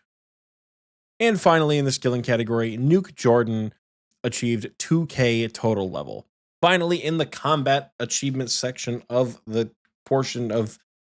I had a really good flow for that, and then I got thrown off at one of these episodes many, many weeks ago. Anyways, in the combat section of Achievement of the Week, we have fire capes. We have 2 first fire capes. Kyrandia achieved her first fire cape. I think that's your main, right, Kyrandia? Yeah, first ever fire cape. Hell yeah. Also achieving his first ever fire cape is Chaos Cleric. He got his first fire cape ever on his GIM. So congratulations to the both of you for achieving your fire cape for the first time. We have some more firsts. Ninja Crumpet and Satanbot 666. Both, I feel like I see their names all the time. I don't know if we talk about them on the show all the time. We know we talk about Satan, but they both killed Zulrah for the first time. Both got the old Zulrah scale collection log. Remember how I mentioned we would talk about Corrupted Gauntlet being the hardest piece of content in the game during Achievement of the Week? So this week in Achievement of the Week, Clues, he killed Corrupted Gauntlet. He killed the Corrupted Hunlif for the first time. Yeah. Clues killed it for the first time. And you're thinking like, okay, cool. Everyone does it for the first time. Clues has an Infernal Cape and 129 Soul Heretic kills logged before getting the Corrupted Gauntlet, which is wild. And I think that proves that CG is actually the hardest content in the game. So congratulations to you, Clues. We have a lot of people finishing CAs this week. Melvin Mann achieved the Hard Combat Diaries. Leo DiCaprio and Kevbot achieved the Elite Combat Diaries. Welcome to the Jad Helm gang. And Soul, spelled with several O's that the document auto-corrected back down to 1, achieved Master CAs this week. So we got new helmets and new little perks of our little combat achievement IUDs. Love to see it. And finally this week, wrapping up Achievement of the Week again. I want to say it's 2 weeks in a row we've talked about it. My boy, my heart and soul, salt of the earth, my co-captain Nate Dogg achieved his quiver this week. So I did get the and I was asked how the Coliseum is going. I did, but man, I got to tell you, I am proud of my boy for stepping up and doing probably 2 of the hardest pieces of content in the game. And I can't wait to get made fun of in Springo when he goes, hey, look, Oxie, we're almost matching. And he puts a quiver on and I can't. So we'll see. But, you know. Surely by spring. Surely. But yeah, that is Achievement of the Week, folks. If you guys did something awesome this week, please feel free to head on over to our Discord, discord.gg/OSRSTNL. Post about all of your achievements. We do have people posting quivers, people posting Infernal Capes, posting Max Capes, posting all sorts of stuff. But we also have people posting base 70s. We also have people posting progress updates as they get 96, 97, 98, and then eventually 99, right? In a certain skill, right? Levels and Achievements is one of my favorite channels in the Discord. And as always, I'll give it a scroll and look. Sure enough, there they are. We got 2 VCs full of them. The Sunday Raiders. They're there. This is objectively the best RuneScape Discord in the world. And despite Michael adding me and asking me how the Coliseum is going midway through Achievement of the Week, thinking it would throw me off my stride. Indeed, it did not. But because of that, I will ask him the final question. That is, Michael, my friend, do you have a fun question for us this week? Oxie, where's Billy? I need Billy back. Go get Billy. Anyway. No, somewhere back there. Billy! Somebody named Billy out there is listening and they're very confused. Anyway, I have a fun question for you. We're going back to back this week with the famous Would You Rather from Otis. He's got him like just locked up in there in his brain, and every once in a while he lets a couple free, and I think they're fun. So we got a couple from Otis. The first one kind of plays off of last week's Would You Rather, and I really like it. So, Oxy, would you rather have unlimited run with 2x speed, but no teleports? Or free teleports anywhere, unlimited, but you have to walk? The man really knows how to make bad options to choose from, huh? I feel like running with 2 times speed, I would almost want that to be optional, because I feel like 2 times speed is technically like just you're running. So instead of like true tiling 1 and moving 2 tiles, you're moving 3 tiles. And I feel like that makes some encounters kind of difficult, maybe, because we wouldn't really know how it would change. But I mean, assuming the unlimited teleports are just to like existing places in the game, I don't know. I feel like Otis says optional. So I'm assuming it would be like a toggle. You know how in like some games, like in Minecraft, where you double click shift or whatever it is, double click control, and then that makes you run. Well, then, yeah, I'm taking running with no teleports for sure. Because he says besides NPCs and altars. So I imagine that means like rune crafting altars and like anywhere an NPC will teleport you from. Like, I imagine it is kind of a pain in the ass, but we have some transport methods within RuneScape that are not considered teleports. Like we could just take boats. Like we have like the charter ships on the coasts. Yeah. Which admittedly a bit annoying to get to something like chambers. And this is also assuming that like you don't have teleports in your POH and you don't have fairy rings, you don't have spirit trees. None of it. Like, maybe, I mean, spirit trees might be considered an NPC. No, I don't think they are. Who knows? It's definitely difficult. I think like hot air balloon travel would become a lot more popular. Yeah. I think charter ship travel would become a lot more popular. I think like the Keldegrim mine system. And thankfully we know from leagues like you can get around while running without having all the teleports everywhere. It's a mildly inconvenient at first, but I feel like the running one for me takes it no problem. Takes it. What about you? I'm going to go opposite on this one. Oh, yeah? Yeah. So the way that I imagine, and this is like a scenario that I've made in my head, which makes this question more favorable. But like, if you have free unlimited teleports anywhere, what if it was just like an item that gave you that? What if you had the compass from leagues or something like that you could access at all times? And if you don't, you always have like a way to go to your POH and use the teleports there as long as you build them. So I can imagine that like getting places, as long as you have the teleports, wouldn't be bad. Your brain always seems to go to like, how does this affect me in PVM? I always just think about like, man, I don't want to run to Prif. I'll never go to Prif if I have to run through freaking Letia. I mean, you don't run to Prif. You take the charter ship to Port Tyrus. And then, honestly, no, you take a charter ship to Prif Dinis. There's a charter ship there. There's a charter ship in Prif. Okay. Yeah, well, you take the charter ship to Prif Dinis. You take... I wonder how, like, the Isle of Souls portal would work. I wonder how, like, the Castle Wars portal at the Ferox Enclave would work. Yeah. Like, as far as teleporting, if you can't teleport anywhere. Because effectively, you can't get to the Isle of Souls, I don't think, if you can't teleport using a portal.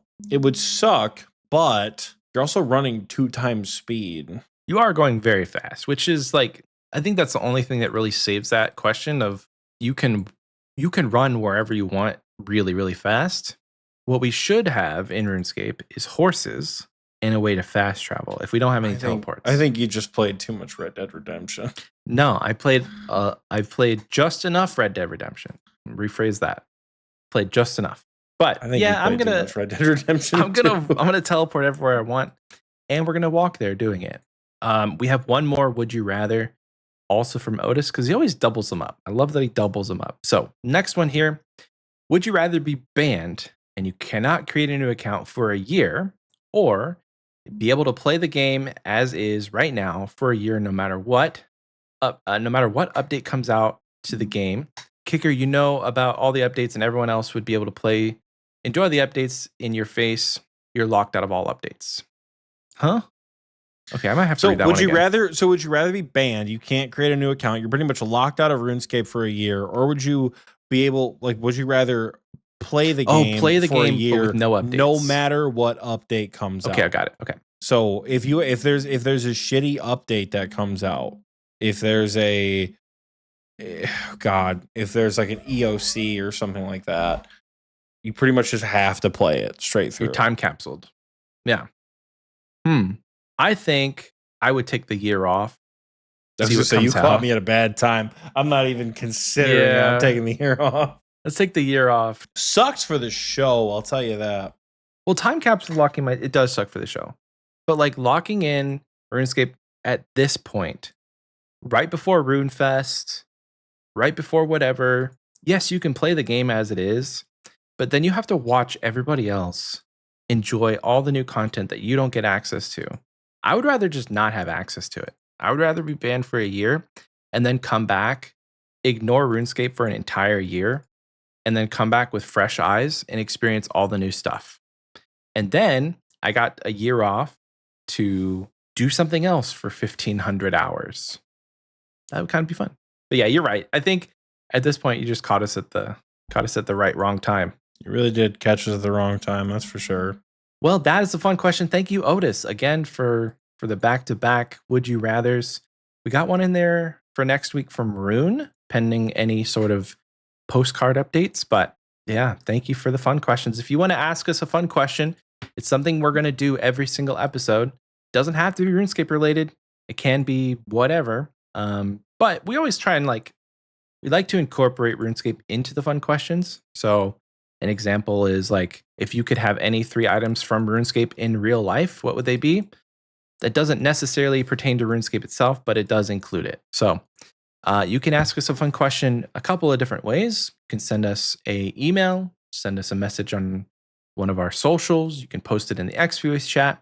If you're a patron of our show, you can post it in the fun questions section in our Discord, or you can send us a postcard. Any way you send it, we'll probably see it and eventually get to it in this section. So thank you again for Otis for sending the fun question. Did you have any final thoughts before I send these folks home? Think of some fun facts for bosses. Otherwise, have a nice day. Have a nice week. Have a nice week. That's going to do it, folks. Thank you so much for listening. Every single link that you could ever want is going to be down in the description. We've got things like our merch store, our Patreon, our email. If you're listening on the audio version, we've got a link to the YouTube version if you wanted to check that out. Subscribe on our YouTube channel. We're getting fairly close to 6K subscribers. I think a cool goal for 2025 would be to hit 10K or above. So, if you haven't subscribed to our YouTube channel yet, it's free to do so, and the link is in the description. You can follow all of our social medias. Follow us on Blue Sky. Good luck finding me. You may be able to find me just based on interacting with other RuneScape creators, which would be kind of fun. But thanks again for listening. Do we have a Blue Sky account for the page? No, we don't. Not yet. Then why would you follow us on Blue Sky? Our personal ones. You've already said yours is a damn mystery to find. Yeah. So if you find it, then you're cool, I guess. All right. You guys heard him. Go find it. Blast it out to the masses. There we go. That's going to do it, folks. We'll catch you guys next week. Bye. Bye, everyone.